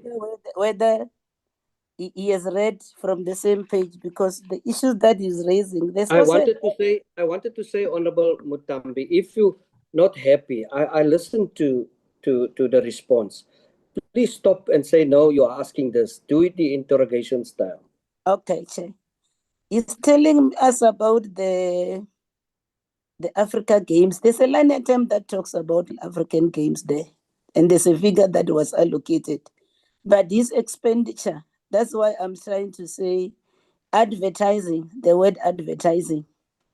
I think they could have put it as a different line item. That's why my question is very clear what I'm asking about, because he even mentioned the African Games. There's a line item again that talks about Africa Games.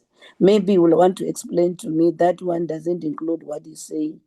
Because advertising, I'm trying to raise it because he even said that you had the Commonwealth the previous financial year, and it's clear you spent 2.5. But now when this is now 3.277, and I've read the annual report, I've seen that. That's why I'm looking into the financials. And that explanation to me, it's not satisfactory.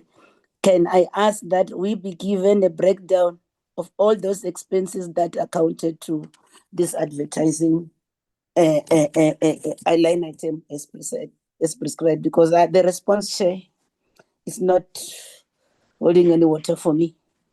Coming to the, Chair, is there somebody who want to talk to it? Do we respond? Yes, please. Yeah. but noted, and I think we will submit the detail. I think just to clarify just on the line items, when it has reference to the African Games, that is the cost of delivering the team, which my colleague Leon spoke of earlier around team delivery. Advertising and marketing and communication as a separate line item for each of the activities that we do leading up to each games. And we don't just communicate games. So if you go on our platforms, for example, today, there is content on our social media. There is a team that manages on a day-to-day basis. We highlight when our athletes across our national federations go and compete, whether it be at Springbok level, the women's cricket, whenever teams go and represent South Africa, we showcase them on our platforms. So work does happen on a day-to-day basis and not just necessarily when the games come around. However, each line item that speaks to the games, the major costs in there are the delivery costs of delivering the team and not communication costs. Honorable Mutambi. I'll still insist that breakdown is submitted to us, Chair. Then I'm coming to the next line item called a commission paid. The previous year is 1.3, now it's 2.582 million. Can I understand what is this expenditure for? Thank you, Chairperson. Thank you, Honorable Member. The commission paid is directly linked to Mr. Price Sport. So the deal between SASCOC and Mr. Price Sport was done through a sponsorship agency. So Mr. Price, when they pay us the money, we're like a, what do you call it? So they pay us the money to pay it it's money that's related to the sponsorship of the Mr. Price, the clothing. So that is the commission, Chair. That is how their partnership is structured. Thank you. I see Mr. Kerr, his hand's also up. Do you want to respond to one of these questions? Thank you, Chair. It was to a previous question around the fact that, and it was mentioned, but I don't think it was made, the point was made strongly enough, is that many of the agreements, including that of the National Lotteries Commission, have specific paragraphs and clauses in those agreements that mandate SASCOC to spend a certain amount of their sponsorship on advertising. But the point is taken, and the honourable member has asked for a breakdown, which I'm sure SASCOC will provide. Thank you. Thank you. At least that's fair enough, because I want indeed the breakdown of these line items. There's another line item talking about consulting fees of 1.9 million. Can somebody talk to it?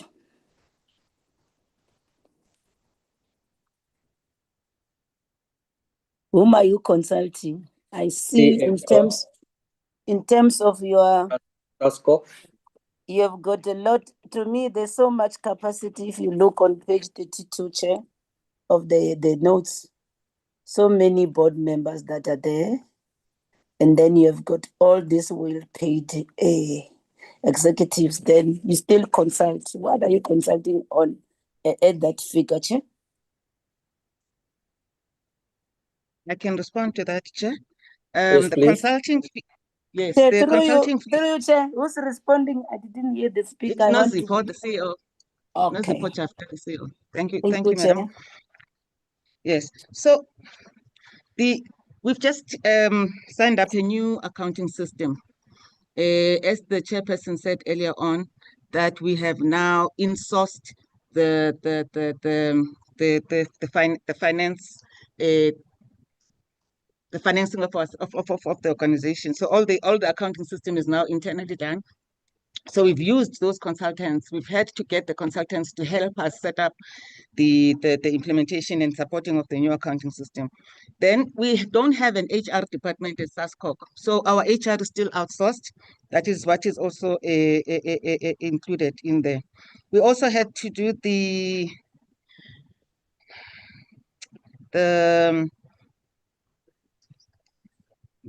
yeah, I don't know. I'm breathing so high. Sorry, Chair. Many in that So we room. did also for our strategy, putting together the strategy, we also used some money there. We're putting together a foundation, the SASCOC Foundation. We're also working with a team of consultants to help us do that. We also paid for the QGM independent receiver of nominations. That's also included. That's also included in that. And then there was a cost that was linked to the IWG. We were bidding to host the IWG. We had to pay some money on that, but it was not a lot of money that we paid to that. Honorable Mutambi. Sorry, Chair, I was running. What is this? You were running. Through you, Chair. Through you, Chair. Sorry. Please proceed. I'm proceeding, Chair. On the Gender Equity Commission, there's nothing there. At the same time, Honorable Mlotsane has raised this issue of the transformation and the large. Why? So this is the method that you abandoned. That's why you didn't even spend a single cent on it.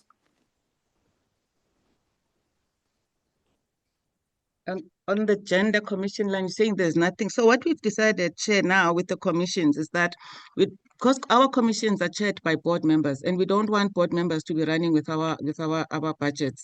We want to hold the executives of each department liable for their budgets.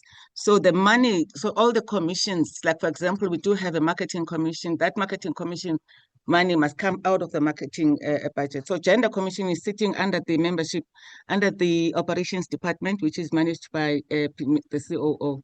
So yes, we did have quite a few activities, and I'm sure you said you've looked at the annual report. There are a number of activities that are on there. I know what.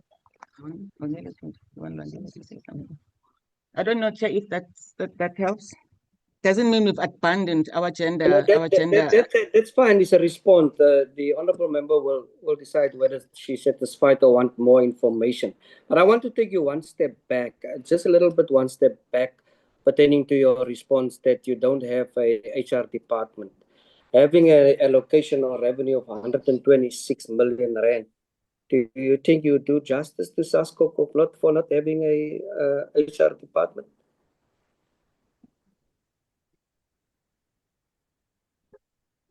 Chair, as I said earlier on, in the process of stabilizing the organization, most of the functions were outsourced, like finance was also outsourced.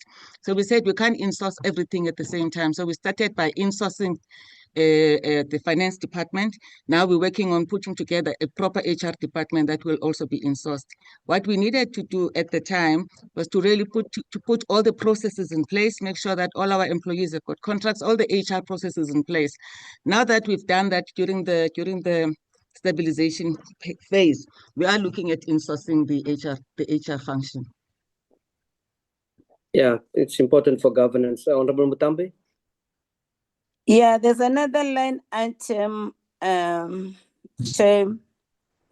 It's referred as internship. Nothing there wherein there's youth unemployment and the rest. What could be the rationale? But you are able to outsource other things. So the issue around internship, bringing young people, young talent is not within your plan, CEO. Can I hear it? Why is there nothing spent on that one? Yes, thank you very much, Chairperson, and thank you, Honorable Member. We actually do have internships. It's just that it's not paid for by SASCOC. It is paid for by the Commonwealth Games and the Commonwealth Sport. They're called Commonwealth Sport. So we do have internship in the organization. But we How don't pay many it for ourselves. interns, if I may follow up, if that is the case now that is paid for? Because that's a matter of interest with youth unemployment in the country. When you are saying you are having them, how many? Yes. So the ones that we have now, we only have one in this financial year that is paid for by yes, we only have one. But we are working on a project, Honorable Member, where we've now consulted with Kath Sita to help us get more interns in the organization so that we can also assist the federations with capacitating them. So it is work in progress, but yes, we only have one. I'm moving through you, Chair, to Legal expenses, 6.5 million. And then when I'm doing that also, when you read your report on page 21 with regard to legal costs related to dispute and legacy HR matters, I want you also, when you deal with that, I hope that's 6.5 million in the line item include this in terms of your report on your HR matters. Can you also provide us with the details of this dispute, the legal costs incurred in the breakdown, whether there are any officials that were disciplined? And then also, I want to know what steps are you taking to prevent the reoccurrence of HR dispute that escalates to costly legal battles. So you will first break down for me the 6.5 million in legal costs. So you are highly litigious. And what could be the cost? Yes, Chair, we are actually quite litigious. I will provide you that in writing, but I can give you just the headlines to say that this 6.5 includes federation disputes. There's a lot of money that we're spending on getting legal opinions, on dealing with matters that are raised by the federations that require us to get legal experience. There's a matter here. The department supported Caster Semenya when she had her case, and that was to the tune of 2.5 million. That was also paid. That was paid to SASCOC to pay to the legal people from the lawyers, Caster Semenya's lawyers. Then there are HR legal fees. There are legacy matters that we are dealing with, Chair, that we're dealing with in the previous year on the we call it the previous CEO's matter. And there was another employee who took us to the CCMA, and the matter landed in court, who was fighting with the organization around the what is that thing? Yeah, incapacity. Yeah, there was a matter like that. And then the legal costs also include our renewals of the trademarks. But if you've got a list of all the matters that you're dealing with, if the honorable would like to see how these are taken care of, we can provide that detail. May I just interject? At some time, I saw some announcement that the Department of Sports, Arts and Culture assisted Caster Semenya. Am I right now, or did I hear you properly saying that it was SASCOC? It was the department, chairperson. So the money came from the department. Yes, it came from the department. It was paid to us to actually pay to the lawyers. I'm happy. So, Chair, through you, Chair, I've only heard the accountability of the 2.5 million. I should think then she's gonna do the breakdown for us so that we check in line with all that question. The other issue that concerns me, this entity has been existing for years, more than 20 years now. You want to tell us, CEO, for all these 20 years, there's been no human resources. And then I want to also understand, in line with my questioning on this item on page 21, who has been dealing with these HR matters? And then I don't think you have also talked to the question whether there were officials that were disciplined. And then what are you doing to prevent the recurring of HR dispute that escalate to all these costly legal battles? You have not dealt with that part. Yes, if I can deal with that, Chair. I thought you wanted me to give you the breakdown in writing. Yes, there were officials that were disciplined. The previous CFO was disciplined. We still have a case with them. There was also the CEO, the previous CEO, not the one that I took over from, but the one previous to that. They were also disciplined, and then we had the executive director that was also disciplined at the time, and also those three cases are still sitting in court at the labor court. So those are the three members that were disciplined. And then on the issue of HR, Chair, I think as I said before my time, both HR and finance were outsourced, and because the organization was quite small. So I think the decision at the time was that let's contain HR, let it be run let it be outsourced. And as I said, now that we are now building and the organization is more stable, we are insourcing everything that we have outsourced. We've just insourced the finance. Now we are going to, the next phase is to insource the HR. And I understand what the chairperson was saying, the importance of HR. It is very important, which is why when we worked with the people, it's to make sure that all the processes are in place as we try and build the organization. And then CEO, your meetings for the year under review, they amounted over up to 1.6 million. Just the meetings that we all know, meetings. Why such a huge amount just solely for meetings? How did you justify spending such a huge amount only on meetings? Thank you. Thank you, Honorable Chair. It's Patience Sikwamban, Chief Operating Officer. I think on the meetings,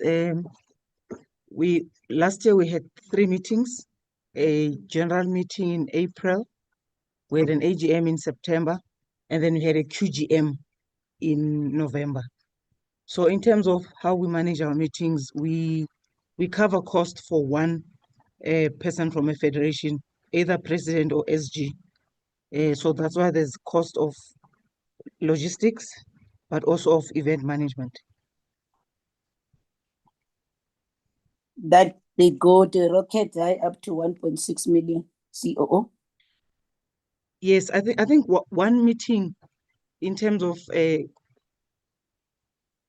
running it costs us about 400, and the more costs are on the logistics. For example, I know that for your recording, PA system and all that, it's a huge cost. I think it goes to around 150 or 200,000. CEO, this explanation to me is rookie. Anyway, can we get a background? We can be able to provide a breakdown with invoices of service providers amounting to this amount? No, we'll do that, Honorable Chair. Yeah, but I'm trying to raise to say you are living in luxury, if I say that with your respect. Then can somebody talk to me to the issue of security? Are you having bodyguards or is physical buildings You see, it's another cost driver there. Can you see that? Security. Are you guarded? You're having bodyguards. What is happening there? No, the security is for the buildings, Honorable Chair. Who's speaking? It's the COO again. Is it's for the bidding. Then there's a line item talking to sports awards. Our understanding was that the sports awards were funded by the department. There's the sports awards. Did you sleep at what is this hotel there in the Palace? Sun City. Yeah, in the Palace. What is that figure for? In relation to the sports, it's the COO again. In relation to the sports awards, ma'am, the department only pays accommodation only for the project team managers, project team members, like I'm one of them. But in terms of the attendance from the board and part of management, then SASCOC has to pay on their own. It's not catered for within, as we are partners in terms of the delivery of the sports awards. How many attended of SASCOC? We can be able to provide that, Honorable Chair. No, I think they must be able to tell us now. Serious COO, you were there. How many of you attended? And yeah, I'm trying to the president wasn't there. No, it's fine. I'll just check, Honorable Chair, and then I'll respond before. No.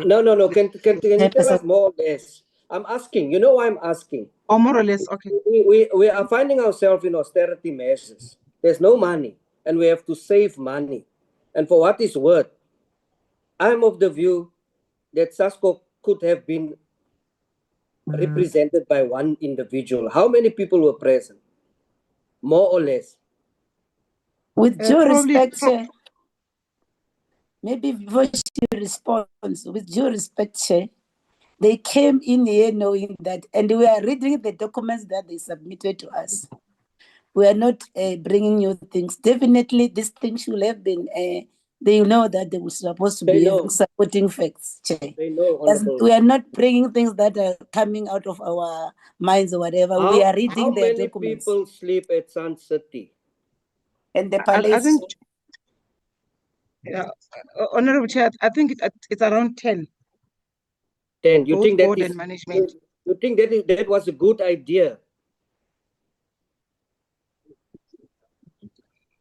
In supporting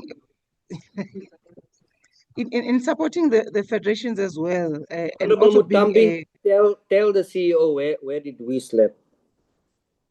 Yeah. No. Let her respond, Chair. Let her respond. Yes, Chair, so Chair Barry, the president, we did not live in the palace. We don't. That's beyond us. I think it was Cascades and the other hotels and the cabanas at that place. But we took our athletes to that event, and we took our management team as well as the board to represent Chair. Proceed, Honorable Mutambi, Mutambi, please proceed on the specific. Let me remind the SASCOC team that was a one-day event. And why did you pay for staff to do what? And it was a DSEC event, but you are even paying for staff, and Sun City is just 2 hours away from Joburg. And then don't you think this expenditure, honestly, it's a fruitless one? But nevertheless, Chair, let me move, because I know I won't get answers to that.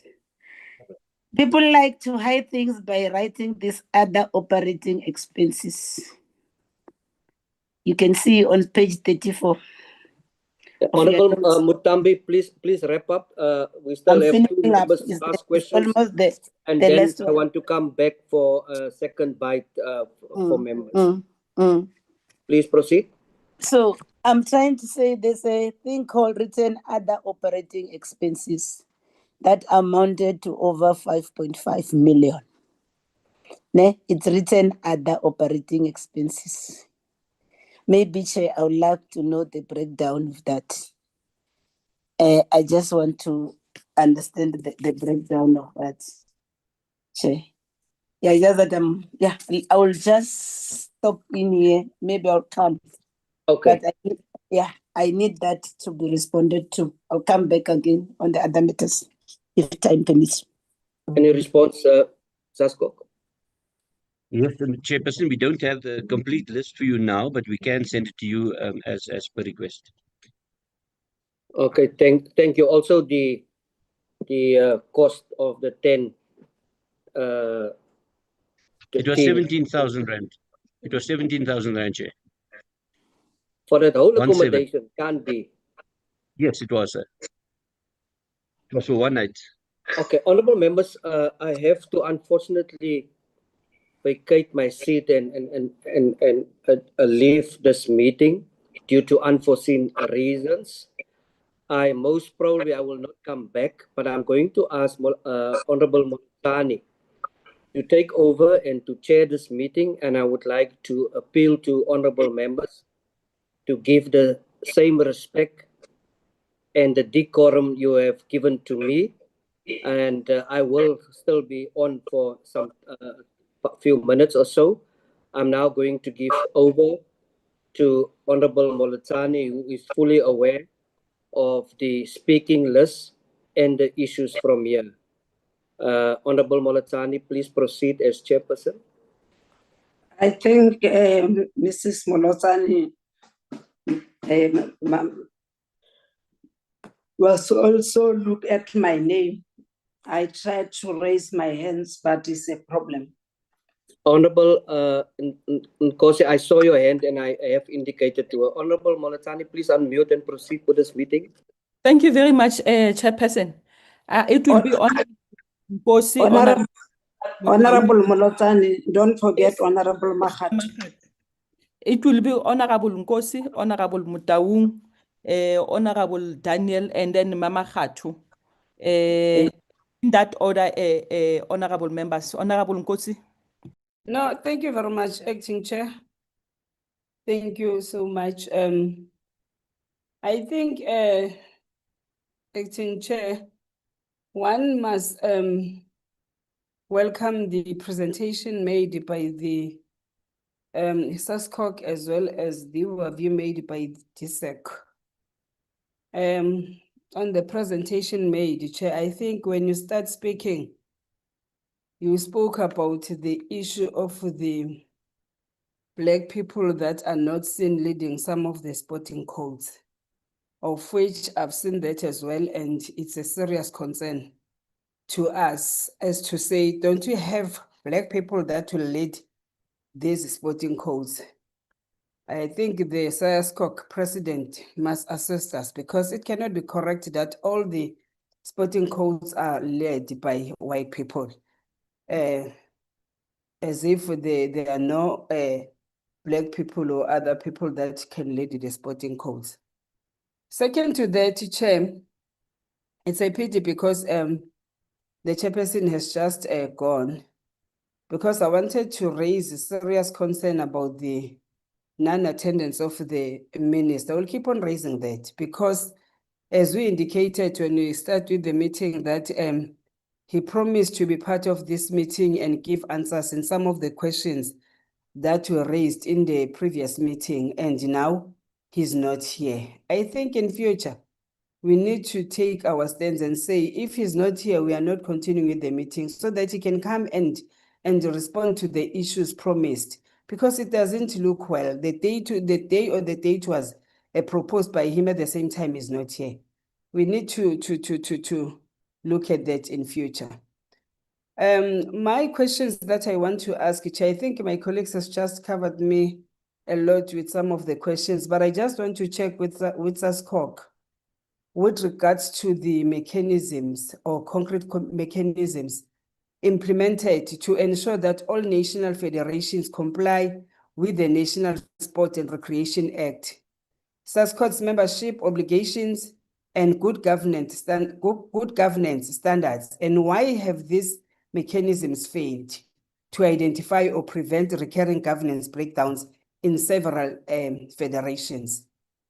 My second question is that does SASCOC have a functional early warning system to detect financial distress, administrative collapse, or leadership instability in federations before crisis escalates, despite repeated Auditor General findings and public concerns?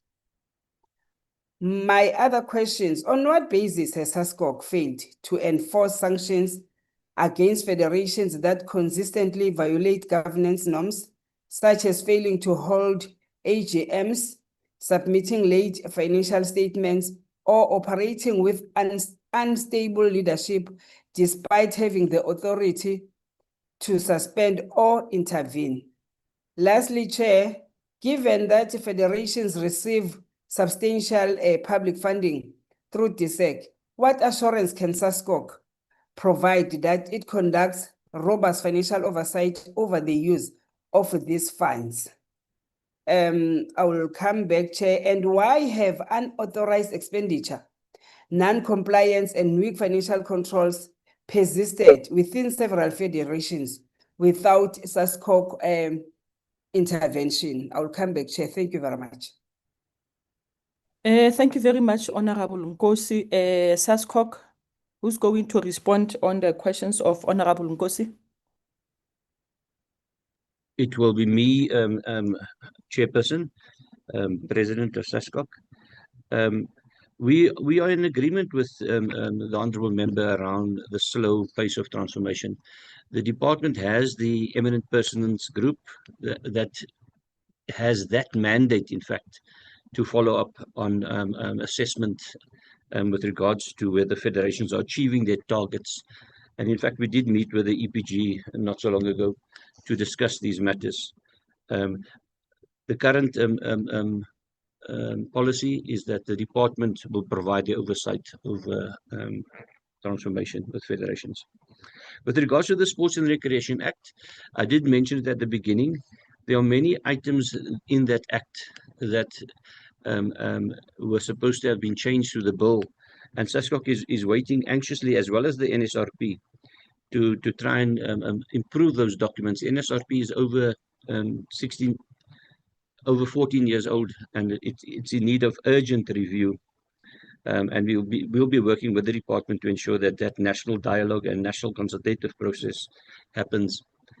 With regards to the financial distress, SASCOC's mandate is not to actually interrogate the funding that the federations receive from government, from the department. That is the role of government. But in terms of our membership criteria, we do require that they present us with annual financial statements to us, as well as all the other minutes and reports and annual reports, as well as the safeguarding policies, etc. Out of the 87 members that SASCOC has, we have suspended 4 of them, and that shows a healthy state of sport in the country, apart from those particular 4. In terms of SASCOC intervening, there's a policy that we intervene in federations and in our members when we do pick up signals such as not holding their quadrennial annual general meetings, the inaction when it comes to financial statements, etc. And we do take action. There are a few federations that we are looking into now, and confederations, where we've received letters to assist and to so for example, we're working with the departments in the various provinces as well to ensure that those federations are complete. Thanks. Thank you very much, Mr. Hendricks. I think the other issue from the DSEC, we are still waiting for EPG. Now that honorable members are raising these issues. The other question that Honorable Nkosi has said was the reassurance regarding the funds. Yes. Reassurance regarding the fund, Mr. Hendricks. Can you give Honorable Nkosi a answer on that one between Thank you you, and Chair, because he didn't answer that, the financial oversight use over these funds. Thank you very much for that. yes? Thank you. Can And you yes, respond to that, Mr. Hendricks? certainly, Honourable Chair and Honourable Member. SASCOC does not do the oversight for government funding that is provided to the federations. That is the role of government through the Auditor General and their processes. Thank you. And the other one, Honorable Nkosi raised the issue of the leadership crisis. How are you tackling the issue of the leadership crisis in your federations before the Auditor General can raise it? I didn't hear answering that one. Yes, and as I said, that would be, we realize the crisis, and that is part of the target set with the national federations by the eminent persons group person, the EPG. And we sit with the department as well as with the EPG to try and understand the role of SASCOC. But the actual interrogation and assessment is done by the department and the EPG. Honorable Nkosi? No, Chair, I'm fine. It's just that I'm not too sure about this public funds that you're saying they are not responsible for doing oversight. Who's responsible for that? Can maybe get that clarity. Who's responsible to that oversight over those public funds that are given to the federations? Thank you. I think to add on that, Honorable Nkosi, you are correct to ask who's responsible for oversight, because like as we've said before, that SASCOC is the umbrella and all these entities falls under SASCOC, and he's the one. I'm not sure you will tell us, the President, exactly if one of your entity doesn't manage finances correctly, who's supposed to call that entity in order? Is it the DSEC or is it you as the umbrella body? Thanks, Chair. So the SASCOC doesn't provide operational funding or program funding to national federations. That comes from their contract with government. So government would therefore provide the oversight and the interrogation around the use of those funds through the government processes and Auditor General. Thank you very much. Thank you very much, President. I think it will be Honorable Motaung. Honorable Khabu, you will follow after Honorable Makgato. Honorable Motaung, over to you. Thank you so much, Chair. Greetings to everyone that is here on this platform. Chair, only a few questions. One is based in terms of the facilities, which has been left abandoned, especially sports facilities. There's the one that is in Limpopo, which is, I think, they spent close to 22 million. So I just want to find out who's responsible for that and why 90% of the Black community facilities are not being taken off. That's the first question. Thank you very much, Honorable Motaung. Between DSEC and SASCOC, can you guys answer? Can you answer that question of Honorable Motaung between DSEC and SASCOC? I think I will start with DSEC. No, thanks, Honorable Moletsan. In terms of the facility funding, it comes from municipal infrastructure grant. And what it was said before is that within MIG, there is no maintenance budget, but that is the discussion that we have now with COGTA, maybe to make it as part of a certain percentage. But Simphiwe, if you can add more into that, Chair. Thanks. Simphiwe?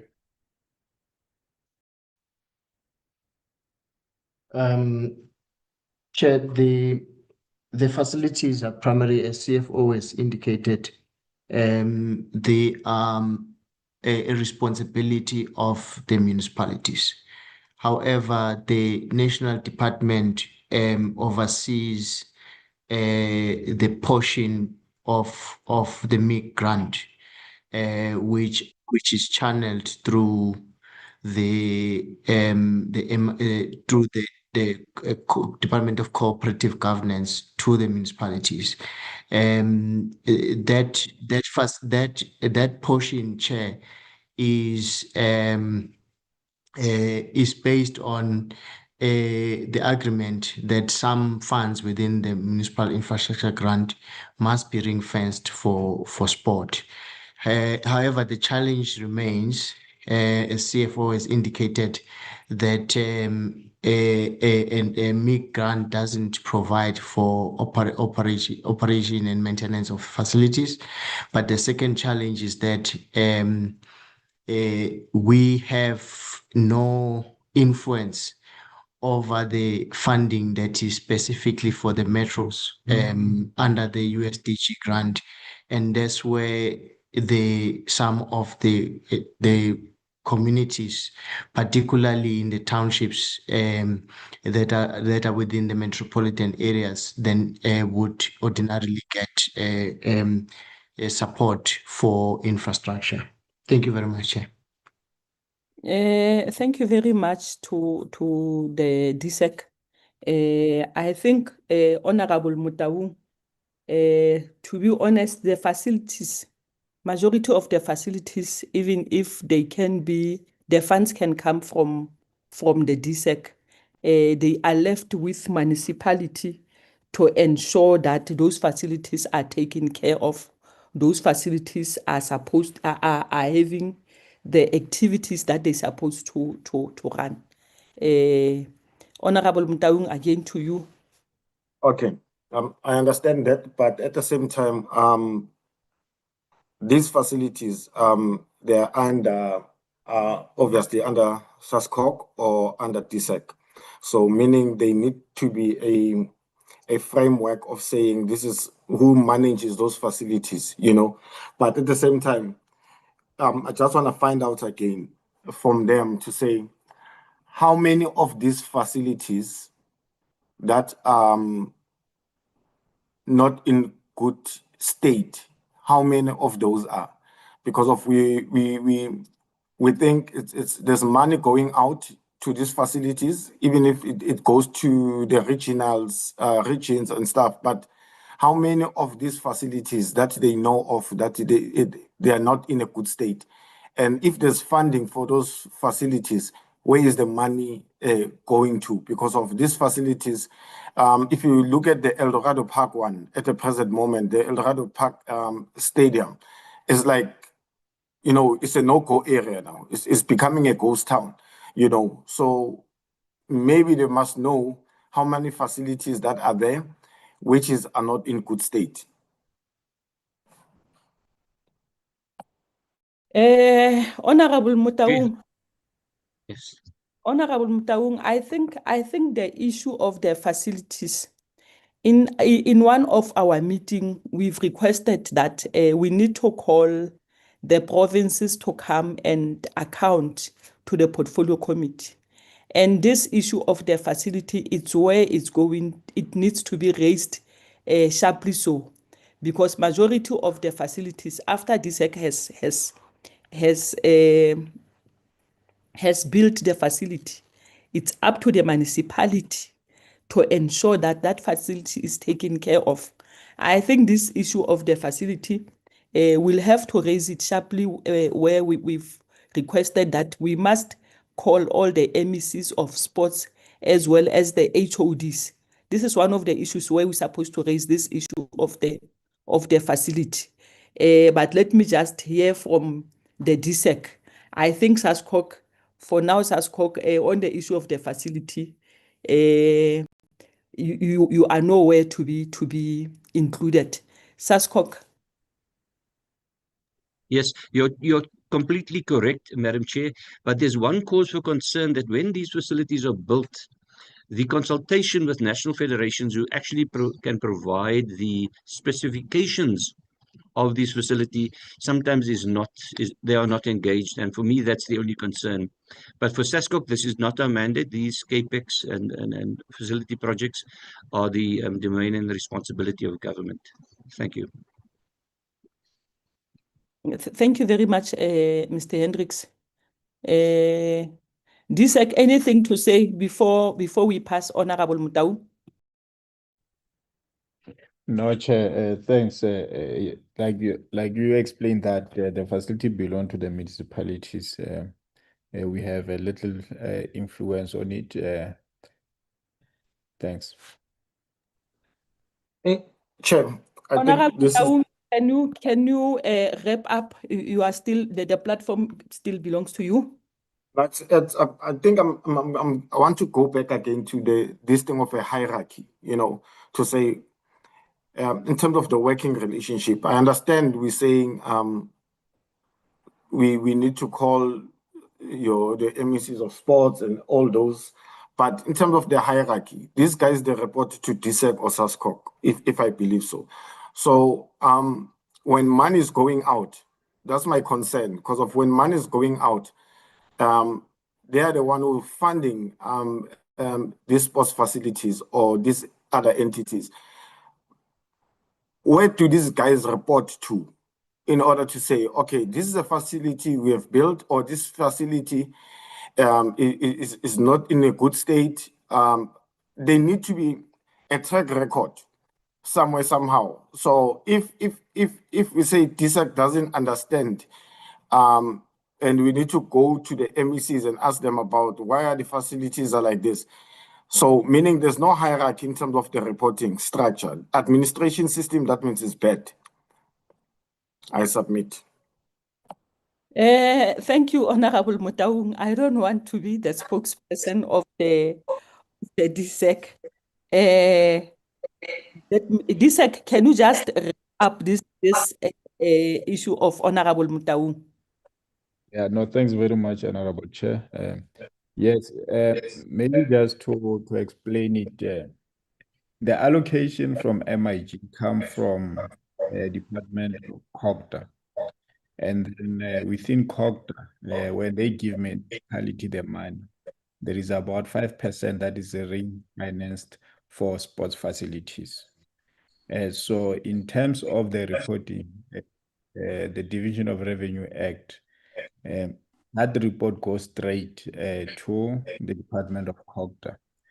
What we have been doing from our case is that to make sure that let's say the stadium is built in terms of the standard as per the sports requirement and all those things. So that is how we come in. But I do take note, I think, Honorable Matau, that indeed maybe we must also be aware in terms of all those facilities that are in the bad shape, so that even when you want to assist, then you are able to know exactly country-wise how many are we looking at. Thanks, Chair. Thank you very much, Ntate Mokgwamme. Honorable Malwan. Honorable Malwan. I'm here. Thank you, Chairperson. Good afternoon to you. Good afternoon to everyone present on this platform. I'm not going to be long, purely because most of my questions I had has been covered. I just pick up a very disturbing background noise, Honorable Chairperson. Honorable Malwan, can the host mute Honorable Makhato, please?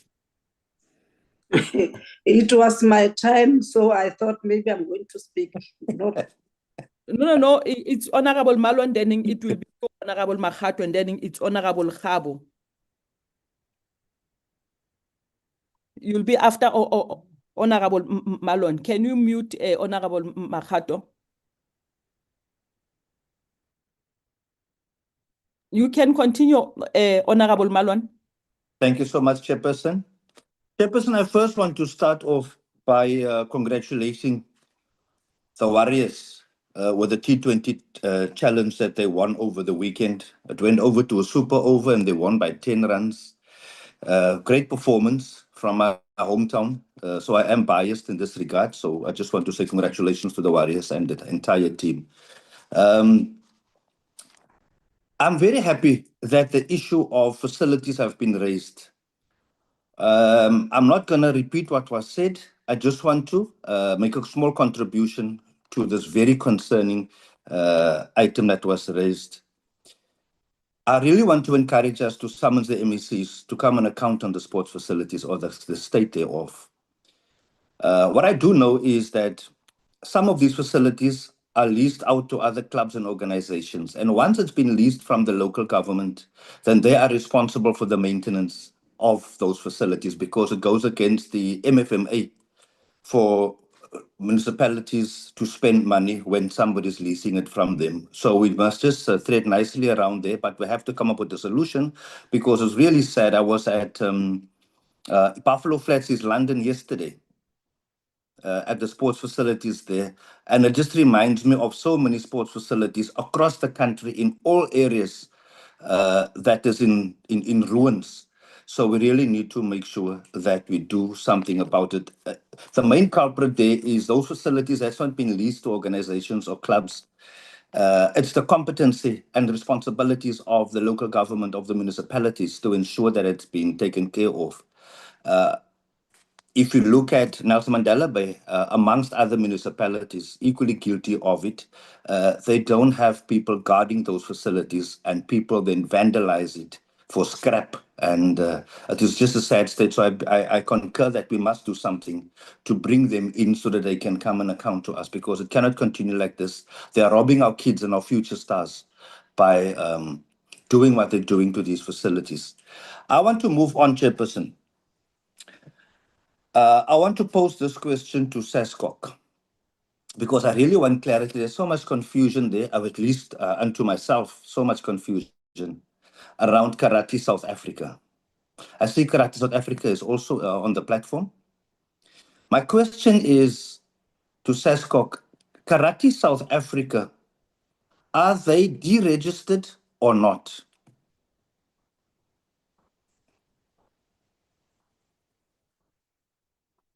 Chairperson? Thank you very much, Honorable Daniel. Karate South Africa, are you deregistered or not? Can you respond to that question? Chairperson, The Yes. precedence created by the first chairperson was that SASCOC will speak on behalf of the NF. But if you want to change that, it's fine. No, it's fine, President. You can continue to speak on behalf of there is no Yes. problem. Yes. Yes. So in terms of Karate South Africa, they are a member in good standing with SASCOC, as well as a member that is recognized by the Department of Sports, Arts and Culture, and therefore they receive funding from the department. Thank you for that response. Let me continue. But then, were they suspended? Were they deregistered? If so, when were they brought back into the fold of SASCOC? No, they weren't deregistered, nor were they suspended by SASCOC. All right. You see, this is what's so confusing, because according to reports, that even they were deregistered, they were not funded. So my request will be then is that not just the last financial year or current financial year's financial support that was given to them as presented in that late report that we received earlier on. I'm very keen to see what they've been funded with over all these years, because I hold a very strong view that SASCOC regarded Karate South Africa as being deregistered by them. There was this issue that members, officials were suspended after a forensic audit was done at Karate South Africa. And that SASCOC was resolute as far as consequence management is concerned, that they were not very pleased, because at that point, when they were suspended after the forensic audit, the public prosecutor then said, no, we are not going to prosecute them. And SASCOC had a different view. Can you confirm that, Mr. Hendricks? Yes, sir. It now comes to mind, this event happened around, I think, and I stand to be corrected, around 2012, before my time. But we can present you with the report. Yes, members were suspended, the General Secretary, but then Karate changed its board, and thereafter were accepted as bona fide members of SASCOC. I'm very happy to hear that, because they were deregistered in August 2015, not 2012. And why am I asking this question? I'm asking this question because there were issues around forensic audits and members were suspended. And then SASCOC then took a posture to say, no, there has to be consequence management. Now, this takes me to, why is it then now that SASCOC has a different posture? Because I hear now there is, SASCOC is accepting the pay back the money attitude as sufficient to move on as if nothing untoward has happened. I must apologize. I've been traveling. I joined the meeting a bit late because I landed not in good time. My apologies for that. But what I picked up when I joined the meeting was that there were some federations who said, no, it's fine, we're going to pay back the money. So my question then is, if SASCOC had that posture with Karate South Africa because of findings on the financial audits, why is it then now that the posture is changing and it's quite okay? Shall we not maintain the same posture? Because that is an indication of good governance, Mr. Hendricks. Yes, thank you, and I really appreciate the question, Honourable Member. With the case of Athletics South Africa, it was raised earlier in the meeting, and SASCOC's response was, we did the investigation. We found that there was activities that demanded that an investigation take place by Athletics South Africa. We gave them 3 months in which to do so. The executive of Athletics South Africa had a meeting last week. We now await their full report. So we don't know what their decision was in the meeting. But once that report is given to us, SASCOC can then deliberate and decide on the action that it's going to take. I appreciate that response. Let me. Before Honorable Mbalwan, on the very same issue that you've just asked, where the president of SASCOC is mentioning that they are still waiting for the report and so forth.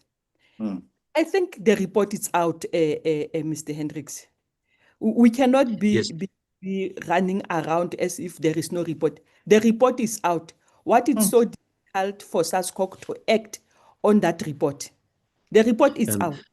I think when members are starting to ask questions about this matter, it's because we know the report is out. What is so difficult for SASCOC to deal with this matter? Number two, already that is why we've been asking that. It can't be right that a person is just saying, I will pay back the money, and then after paying back the money, it's as if everything is normal. The report is out. How can he be able to say that I will pay back the money if the report it's still not yet published? Can SASCOC give us the clear answer or exactly, Honorable Malone? The report Thank is you, out. Chairperson. Answer. Thank you. Chairperson, there are two reports. The one that the investigation that SASCOC did, that is, for me, that's now in the public domain. From that report, we gave an instruction to Athletics South Africa's executive to do their own internal investigation, because we found there were over 300 transactions that were done. And the report stated that with each of those transactions, if any of the slips couldn't be provided, then that's the total amount that needed to be provided. That was a recommendation. But it did not only deal with the president of ASA, it also dealt with the lack of governance and process by the CEO as well as the finance manager. So SASCOC's position is clear with all the federations. We have given them 3 months. Within that period, or at the end, we expect a report, and we will take a decision. Either we accept it or we reject it, and we will then make our own take our own position as to where we stand and what must be done, as we did with Karate South Africa in the past. So that is where we are now. We don't know anything about pay back the money because we haven't been informed formally of that. Honorable Daniel. Thank you so much, Chairperson. Thank you for that, because this is serious, because I really wanted to register the point that if Karate South Africa could have been dealt with and deregistered because of financial audits which bothered SASCOC, SASCOC cannot now just sit back and say, it's one of those things. You have to be consistent, and I'm looking forward to see what SASCOC is going to do with pay back the money. I want to move to one more item, Chairperson, then I'm going to stand down. Because I'm also noting the time, and the National Assembly is sitting in at 2:00. Continue, Honorable. Just a wrap up. That's all right. I want to turn my attention and that of the Portfolio Committee to Hockey South Africa. Hockey South Africa received their allocations. I have 2 questions to ask. My first question is, the total remuneration for the Executive Committee of Hockey South Africa per annum in total, I don't need an individual breakdown. How much are they getting in total?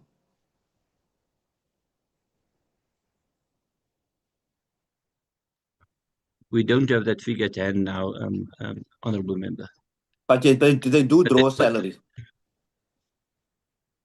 I know that they have a CEO, and I think the department is best placed to say how much they are allocated, because the funding comes from the department.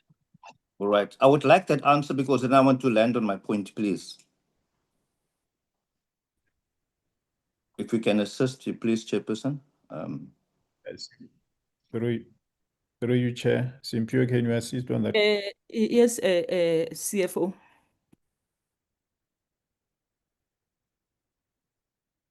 CFO, you can continue. Okay. No, thanks, Chair. I was saying, Simpio, please respond to the question. Yes. Hockey, their baseline is 3 million rands for the current year. 3 million rands, yes. The Executive Committee, do they get monthly stipends, remunerations, salaries?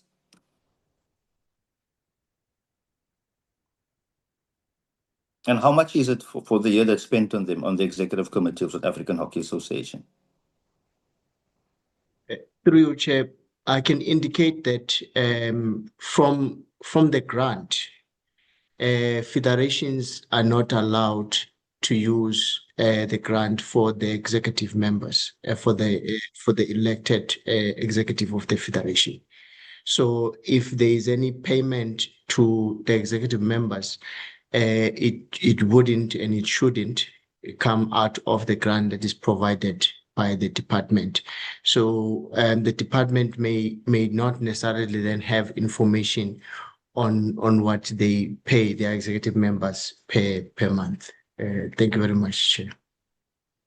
All right. So you see, I'm very skeptical when I hear about shouldn't and wouldn't, because in these federations, nobody cares about shouldn't and wouldn't. They do as they are pleased, and we've seen that. And let me get to why I'm asking these questions. Honorable Chair, if I can interject, Madam Chair. Yes, President. We've just received a message via this group by the CEO of hockey, who's in the meeting, and he has stated via the chat, which is therefore recorded, that the executive do not receive any remuneration. Thank you for that. Does that include the CEO? No, the CEO is a paid position. And how much is that, please? I'm sure the CEO can send us a message in that regard. Okay.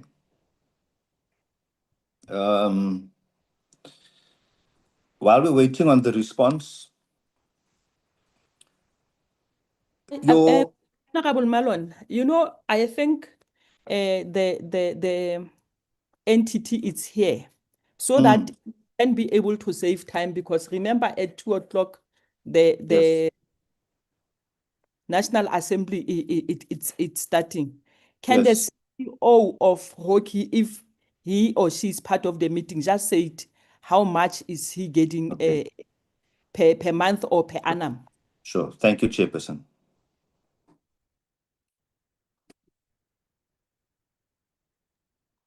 President, is hockey part of the meeting? Yes, they are here. They can. It's 70,000 per month. 70,000. Honorable Malone. Thank you very much. So that's 8 something per annum. Thanks for that. Now let me get to my point. The men's under 21 national team, they are currently partaking in a World Cup in India. Is that correct?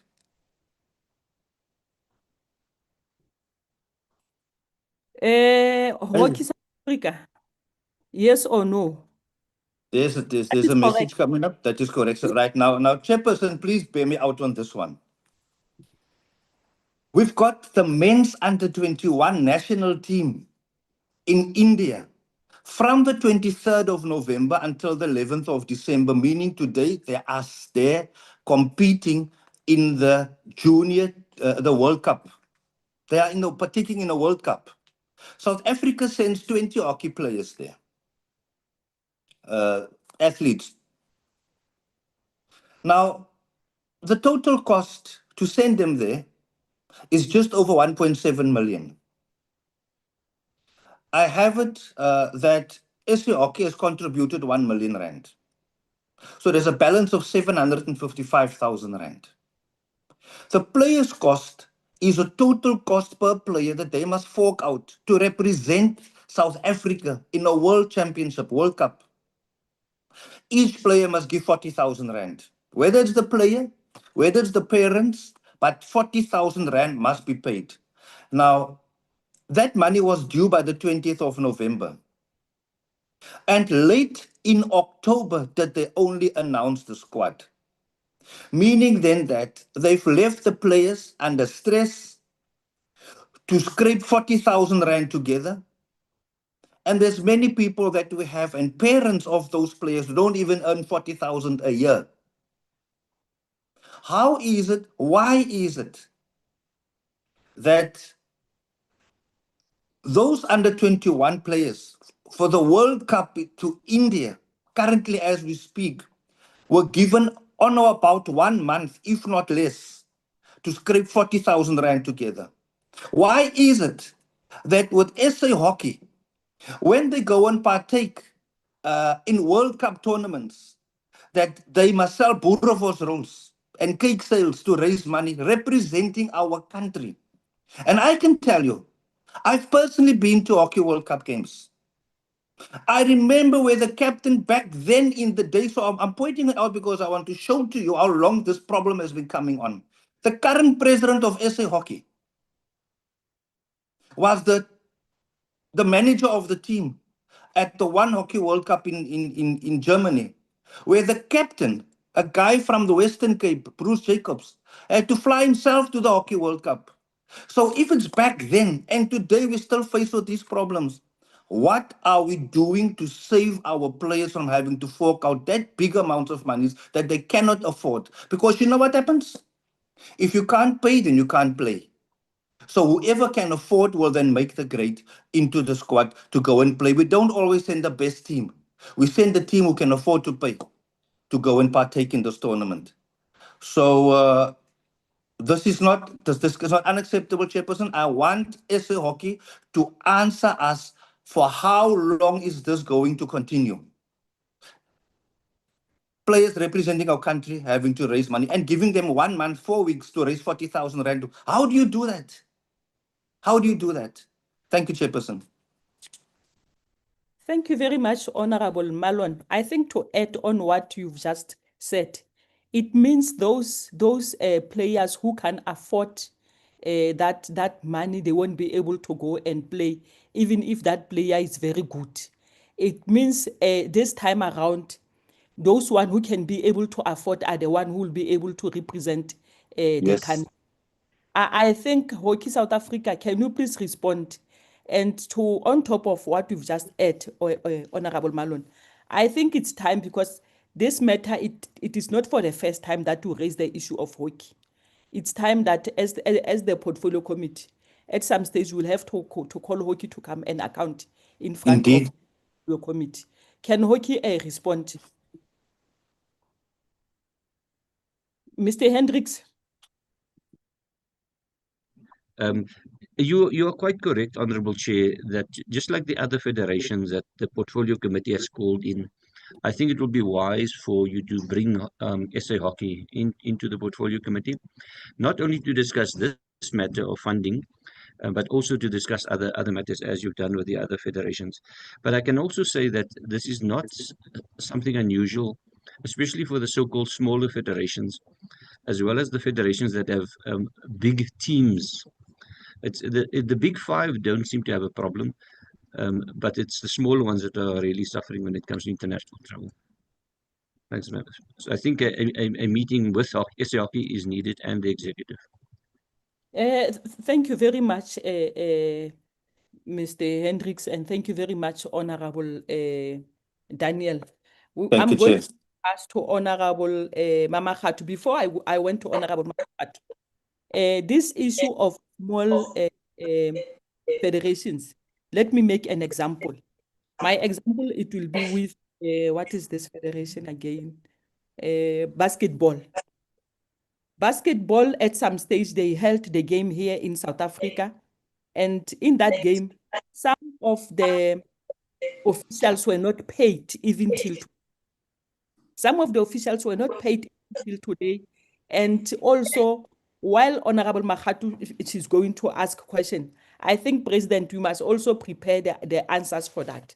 We are having officials who've written to the Portfolio Committee several times requesting the payment that they're supposed to receive from the games, the games that were held of basketball. They haven't paid even till today. I think you will have to, in the meantime, while Honorable Makhatu raise the questions, prepare the answers. When are they going to be paid, those officials? Honorable Makhatu, over to you. Thank you very much, Chairperson. Greetings to the department and all honorable members.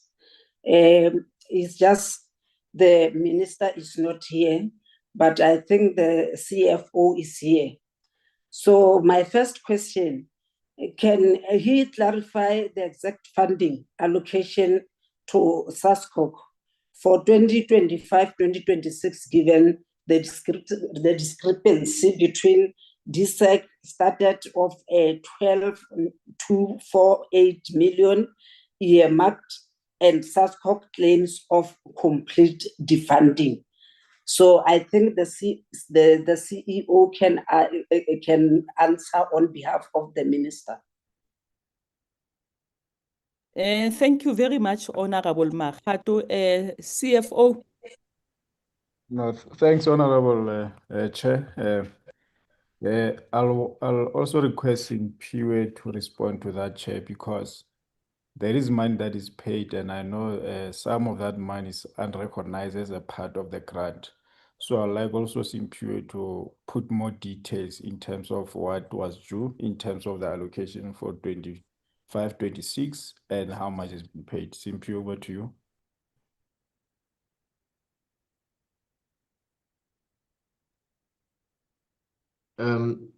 Chairperson, the funds appropriated for SASCOC for 2025-26 amounts to 12.248 million, and 12.248 million has been transferred. Thank you, Chair. Honorable Makgato. Oh, has been transferred to, so that we can understand. For SASCOC, Chair. It's been transferred to SASCOC. Apologies for not completing my sentence. Thank you. Okay. Thank you, Mr. Mngube. Okay. Thank you very much. What National Treasury approval processes was followed for the reallocation of SASCOC funding and documentation be provided? What can they say on this one? CFO. Yes, Followed. Okay, through you, Chair. Yes. Yes, in terms of what was sent to National Treasury, it was then declined, Honorable Makgato, and then on that basis, then the original amount, which is 12.2 million that Mr. Ngube just said now. So we don't, we have not now, meaning that there is no money that has been reduced. What was due to SASCO has been given to them, Chair. Thanks. Okay. How does DSEC reconcile the funding cuts with its strategic objective to support high performance athletes to achieve success in international sports? Simpiwe.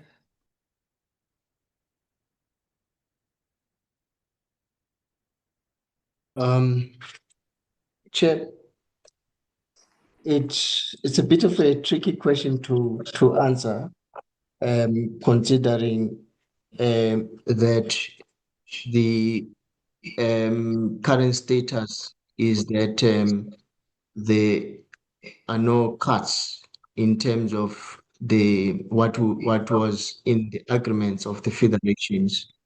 So it's the question. The response for me would really be a hypothetical response, given the fact that, as indicated earlier, there are no cuts to the federations as such. Thank you. Okay. Now we do understand. What is the total value of the 3-year funding agreement with National Federation, and what are the legal implications of the non-fulfillment? Sorry, Chair. Through you, I missed the last part. Let me start it again. What is the total value of the 3-year funding agreements with National Federation, and what are the legal implications of the non-fulfillment? Okay. No, thanks very much, Honorable Chair, through you. In terms of the 3-year allocation letter that was given to federations, that the financial year, in this case, let's talk about 25-26 financial year. The 25-26 financial year, it will be the guarantee amount based on what then get approved by Parliament. And then the 2 alter years, we called them an estimates, which can change on the basis of different issues. For in case, let's say in that year, the department get a budget reduction through National Treasury. And that cut, of course, it will then also affect all the federations that if the item that, of course, was cut by the National Treasury or the national policy in terms of cost reduction. So that is how it will go. But every time, even when you give a person a 3-year allocation letter, even in our case, we do understand that the 2 alter years is an estimation awaiting approval by the Parliament. Thanks, Chair. Yes. Okay. Thank you very much. Makgato, can you wrap up? Yes. Let me read 3 questions, then he will he will answer them all. What is the status of DSEC review of the current funding model for sport? This one is the first question. Establish a quarterly monitoring mechanism for DSEC, SASCOC engagement outcomes, and the 60-day follow-up meetings mentioned. And then the last one, examine whether amendments to the National Sports and Recreation Act are needed to clarify funding obligations is under legislation. So maybe he can answer all those 3 questions. This is my last questions. Thank you very much, Chairperson. Thank you very much, Honorable Makgato. I see the hand of Neo Molai. I see the hand of Neo. Neo, is it the president of SASCOC? Yes, madam. Yes. And I think it's important for SASCOC to make the following statement so that it cannot be perceived that we simply accept the statements are made. We would like to further engage with the department to sort out the confusion around the allocation, so that we are very clear, according to our service level agreement, what the money was meant for, and how much SASCOC had actually received to carry out its legislative mandate, which is other issues, running the organization, dispute resolution, structuring sport in the country, etc. So I would like to call on you and your indulgence for us to engage as a matter of urgency on this matter with the department. Thank you, ma'am. Thank you very much, President. CFO. Yes, Honorable Chair. Simpiwe, if you can respond to those 3 questions.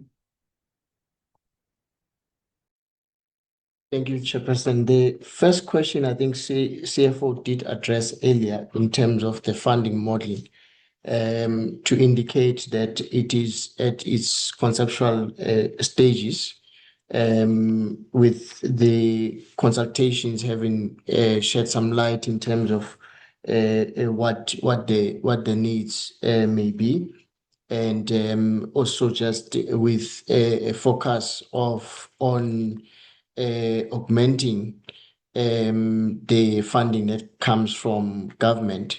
Chair, as you are aware, the total allocation is about 98 million rands for federations, which if you divide by the more than 65 federations, it really would mean plus or minus R1 million per federation, which is not necessarily the case in terms of how allocations are made. That hence the need for the review of the funding model to see and look at what other sources can be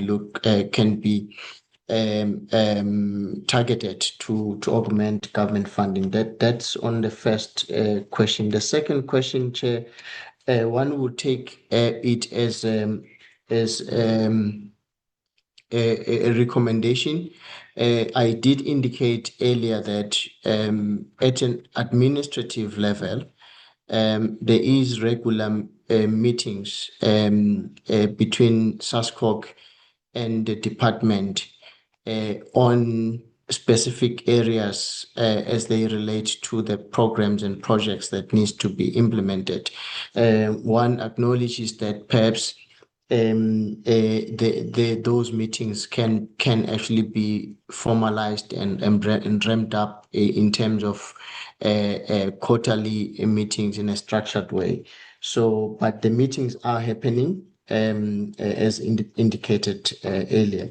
The last one, Chair, relates to the indeed, I think the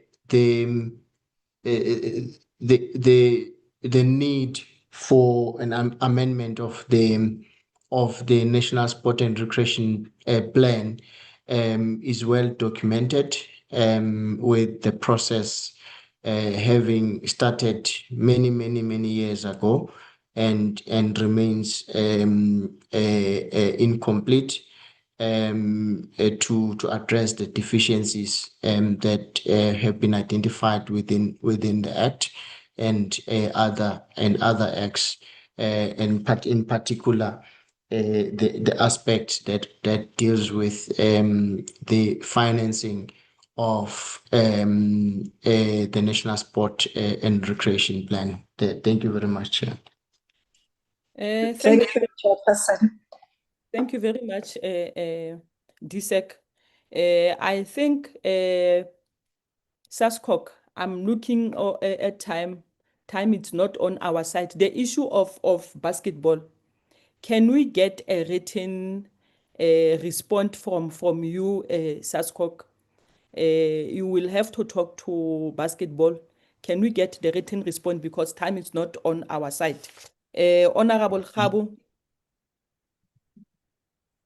Honorable Khabu.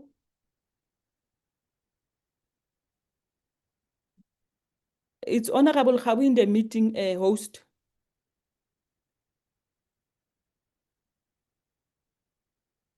Honorable Khabu. It looks like Honorable Khabu, he's not in the meeting.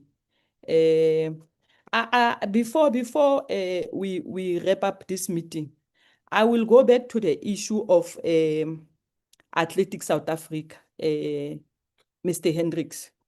I will go to the issue of Athletics South Africa, where you've just said that we will get the report in 3 months regarding what is happening in Athletic South Africa, which is fine. But let me go back.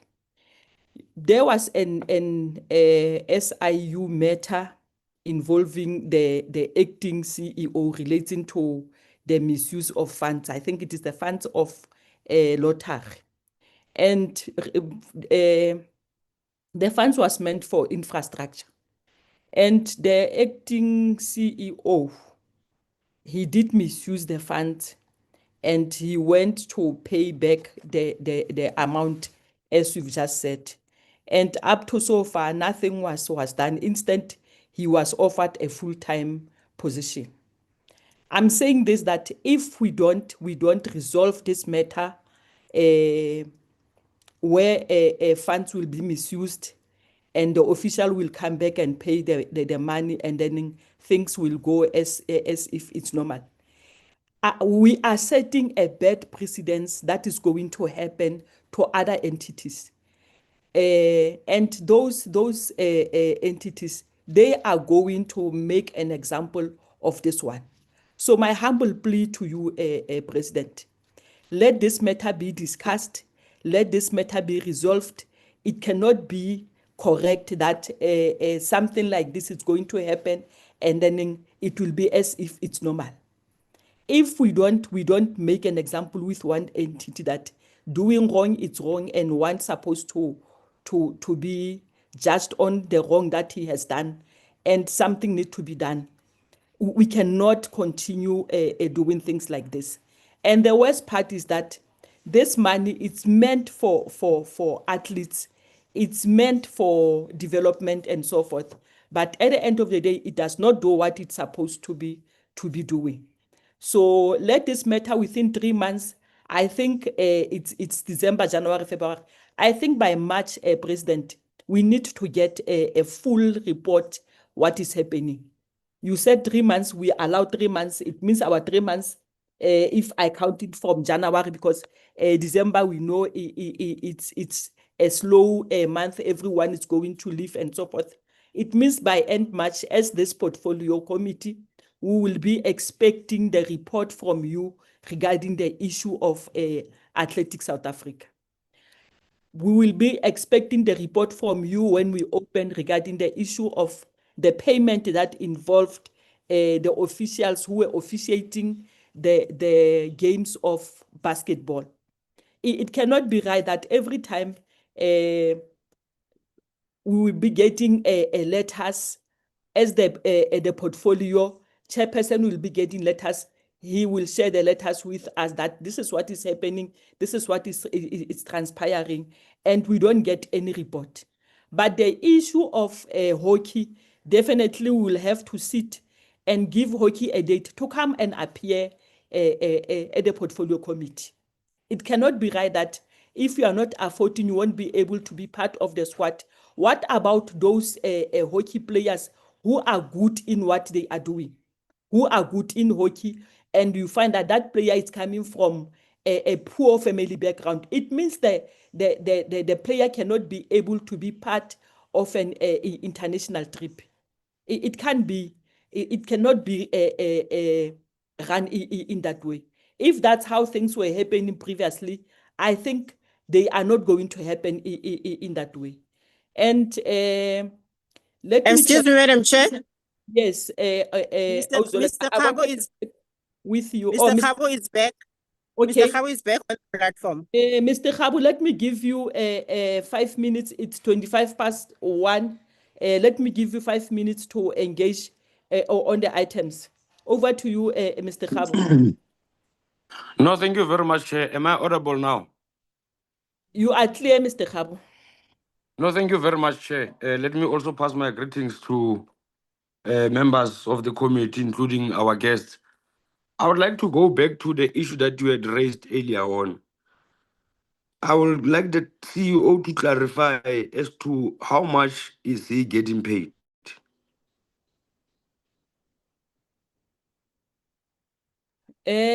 CEO, Mr. Hendricks.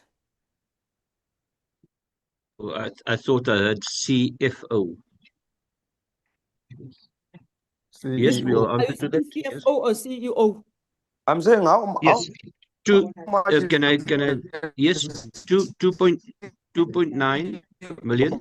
Oh, getting paid. Yes, we mentioned it earlier in the meeting. Is it 2.9 million or is it 2.9 million or 3.2 million?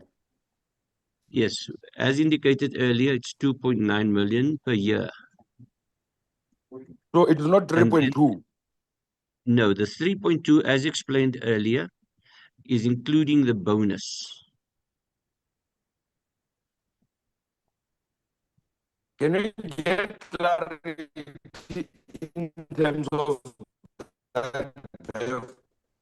Honorable Kabo, can you move around your network?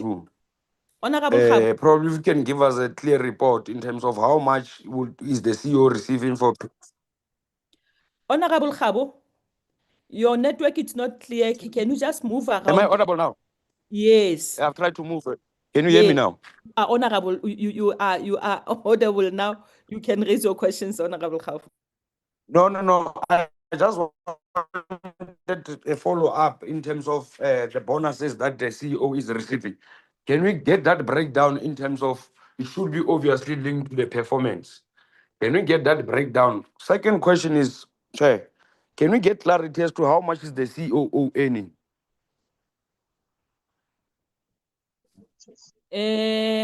See, Chairperson, we've been drawn back into the meeting from our presentation regarding the financials.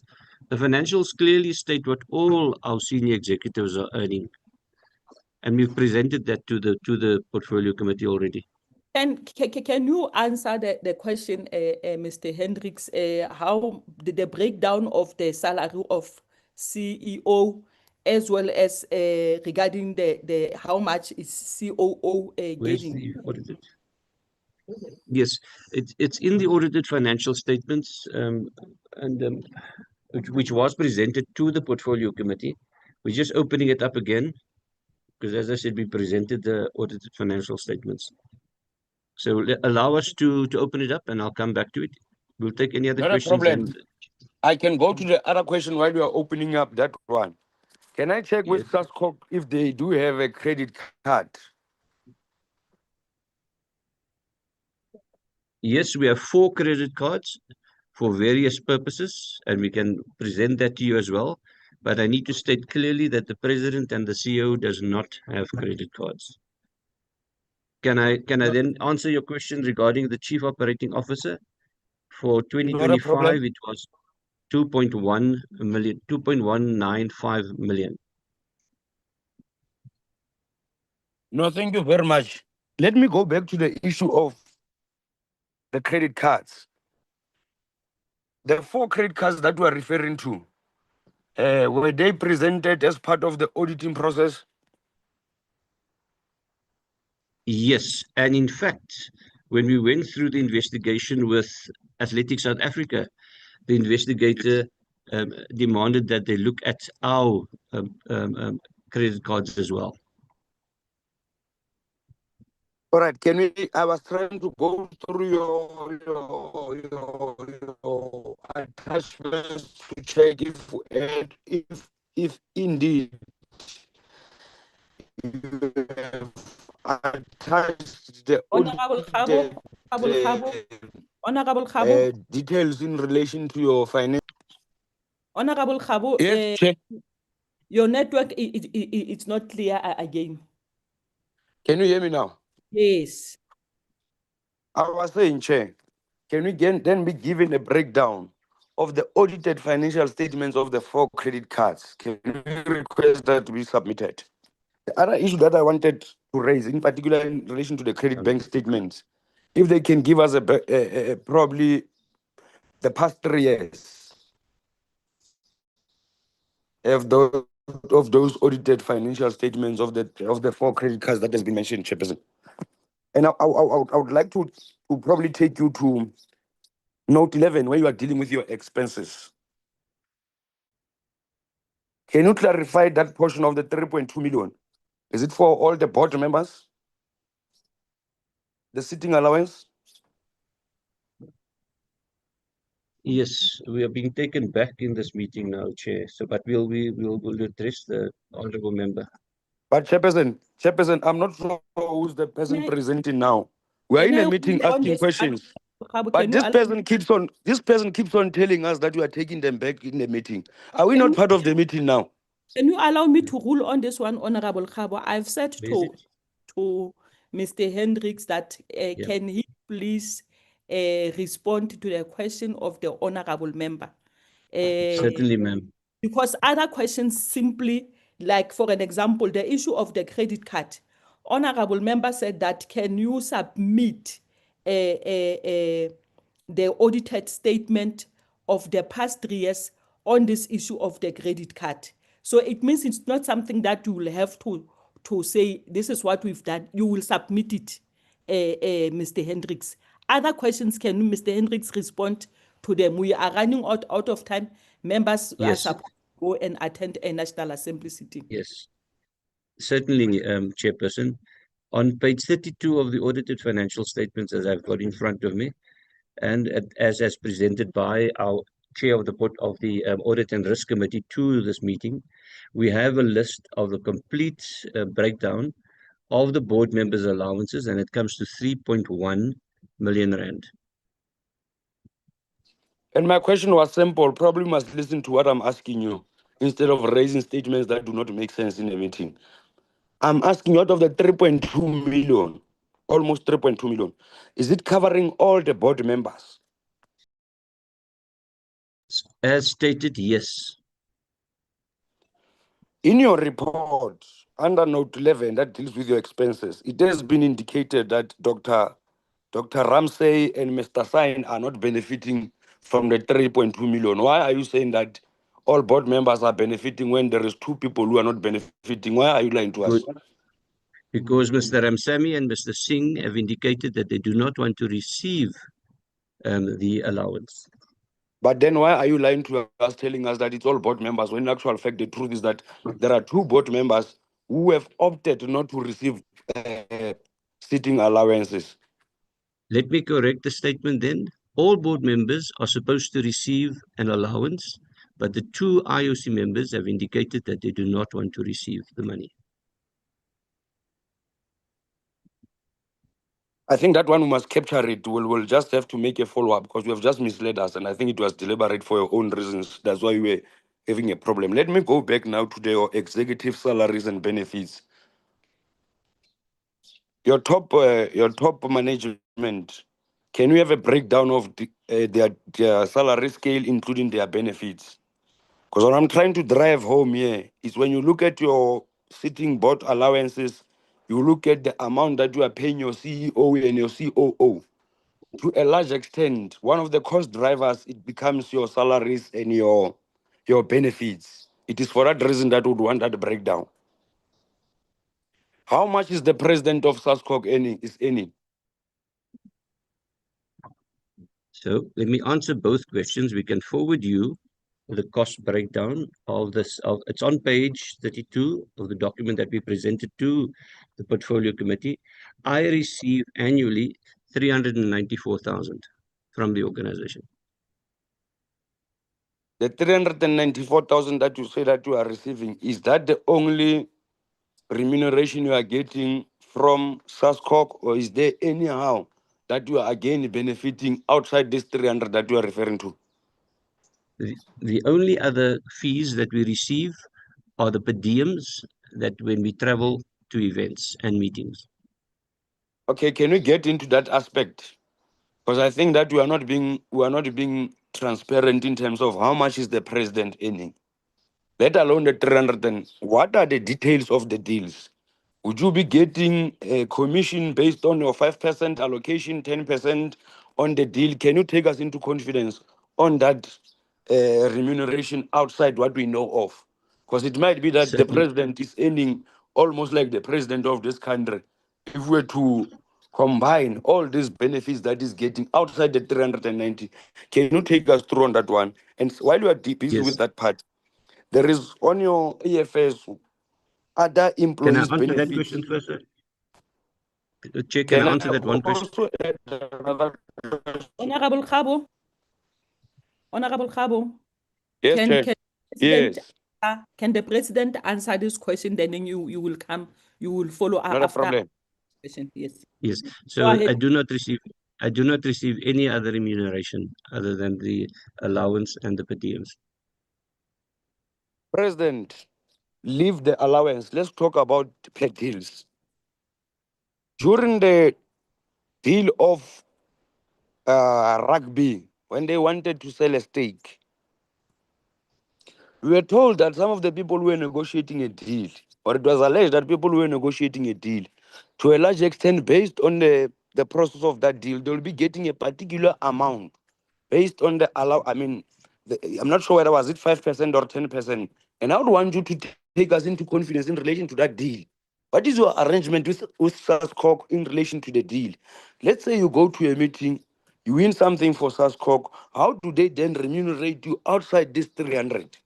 Because I want to put it to you that there is money that you are earning outside the 340 and you are not telling us about it. And you keep on referring to the deal. Take us into confidence of that deal and maybe you must share it with us in writing. What is the deal saying?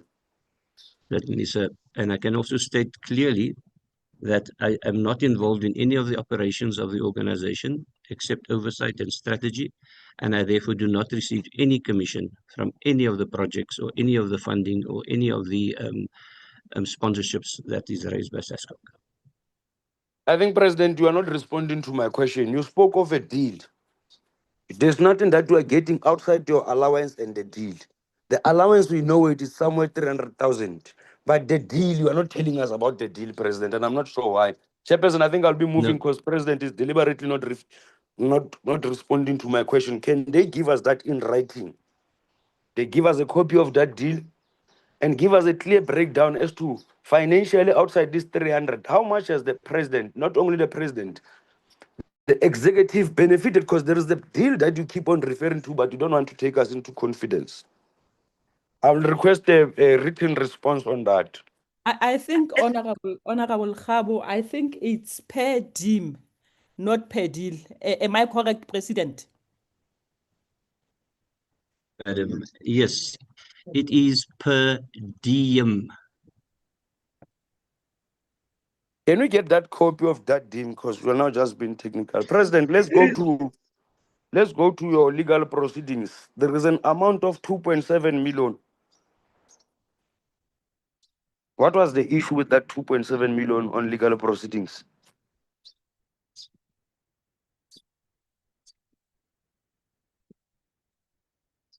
Am I audible, Chairperson?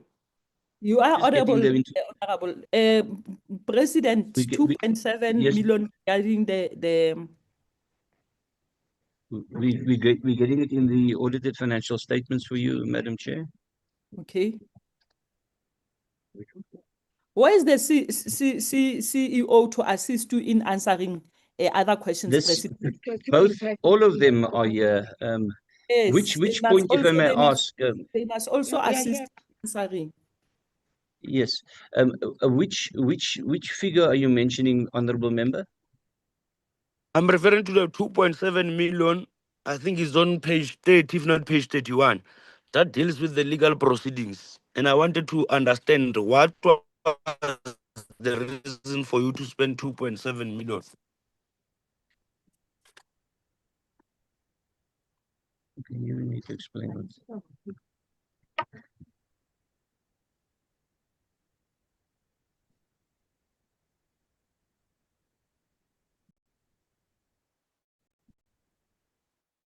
We are trying to find the 2.7. We do have expenses, legal expenses of 6 million.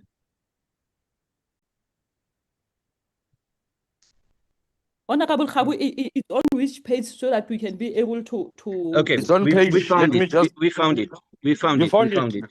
Yes. Yes. So this deals with the case of Miss Juliana Barrett, where she instituted legal proceedings against SASCOC in the High Court of South Africa. This was a legacy legal case before I came in as president and before the new board, and we then settled out of court on this matter, on advice by our legal teams. So the 2.7 was not paid at once. We were paying 100,000 a month for the past 2 years. And it's now complete. Yes. Can you take us into confidence as to why did you have to go and appear before the High Court? What was the person who took you to court? What was she accusing you of? And why couldn't that matter be resolved internally, and who was held accountable? Because to a large extent, if you are then committed to pay or to settle outside court, it means that you have accepted that whatever that the person was claiming or presenting before the court was true, because you have accepted settling out of court. Yes, as I said, as per recommendation by our legal team, this comes from 2016 and the non-election of the person at the Olympic Games in the sport of fencing.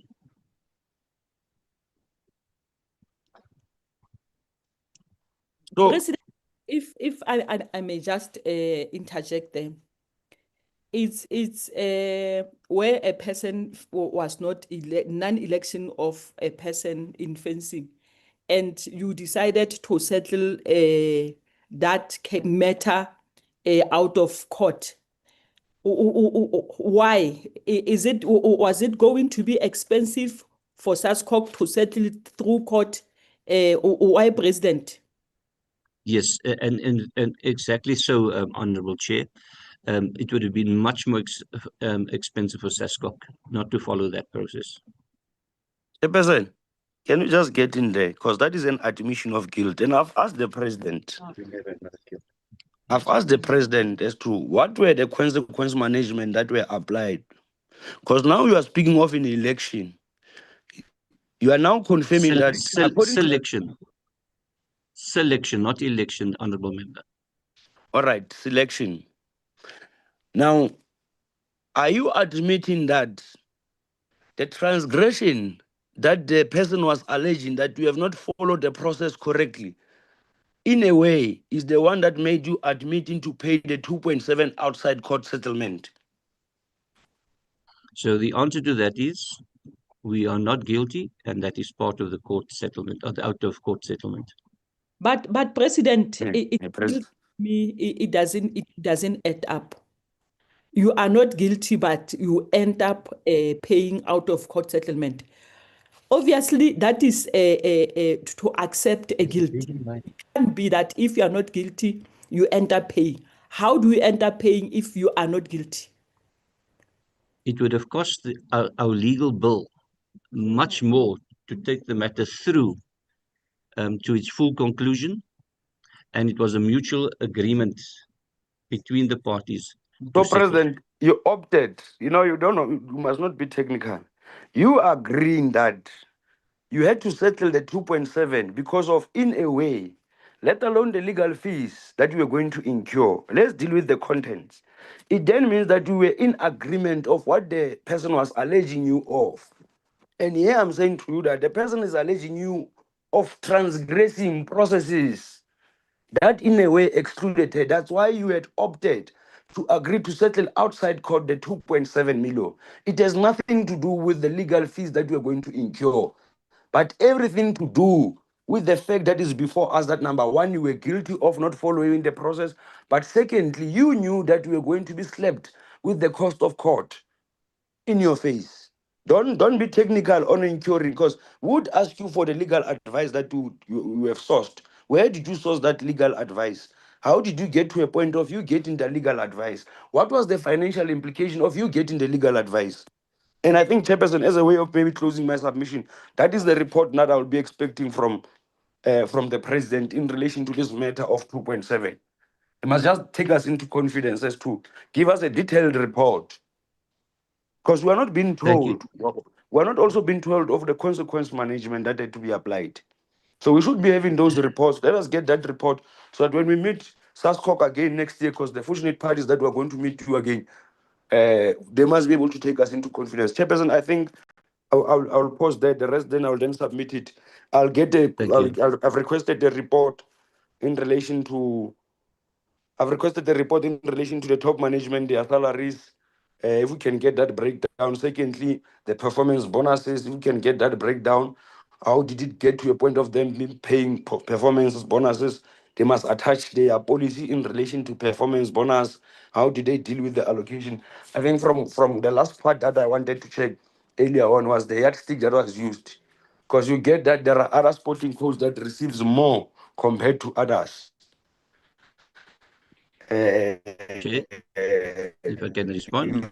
Of a yardstick, which one in particular? Thank you very much. Thank you very much, Honorable Khabo. I think, honorable members, I'm pressed to time because NA starts at 2 and all of us, we need to be part of the proceedings of National Assembly. But as Honorable Khabo has just said, President, that the report, you need to send us a full report on this 2.7 million. The case of Juliana, and then in the breakdown on the audited statement, the one of credit card, the 3 years one, the audited statement of credit card, that one of 3 years, and as well, yes, I think I've covered them. And then the other thing is regarding the DIM. The DIM, just you were talking about that your remuneration is only 394, and then other remuneration that you are getting, it's when you are traveling around. But apart from that, there is nothing. I think Honorable Khabo has also requested the full report on that one of DIM. I think, honorable members, we are just running out of time. But the other issue, the last issue that I want to raise, last week, Honorable Mutambi, we've talked, or last week Friday, we were having a meeting talking to SASA PD, CFO, SASA PD, and I'm looking at the spreadsheet that you've just sent us, where it mentioned that the allocation for SASA PD it's 1.7 million. Can you just take us through that one quickly in some few seconds, CFO? Because last they were mentioning something like not even a million that they are getting from the DSEC. No, thanks, Chair. I'll request Impure because he know those figures proper. As Impure, if you can just confirm it's 1.3. Impure. Thank you, Chair. Chair, SASA PD, just want to double check and confirm. Yes, the total allocation is 1.7 million. So the indication that they don't even get a million Chair would have been perhaps incorrect. I think on this one, CFO, I'm going to come back to you. I will send you a email because last week, Friday, SASA PD, they were at the portfolio to come and present their issues. I will send you an email regarding that. Let me, Auzoleka, what is next on our agenda? Sizo? We can close, Madam Chair. Thank you very much, Sizo. Honorable members and DSEC staff as well as SASCOC, let me thank you for attending this meeting. And as we've just said, SASCOC, you have a homework which we are expecting to get the response from you. And let me warn you in advance that we know very well every time as the portfolio when we said, can the entity or whoever sent us the report, people will only send us what they thought. In fact, they will send us what fits them. They don't send us all that we want. We've learned in so many occasions where we've said that we'll need this and this and this report. We don't get that report. Please send us the report in 3 months' time, end of March. We need to get another report. I hope this one that we've just requested, we are going to get it before the end of the week, so that before we go on recess, we are having all the reports that we need. Thank you very much for attending this meeting. The meeting is officially closed. Thank you very much.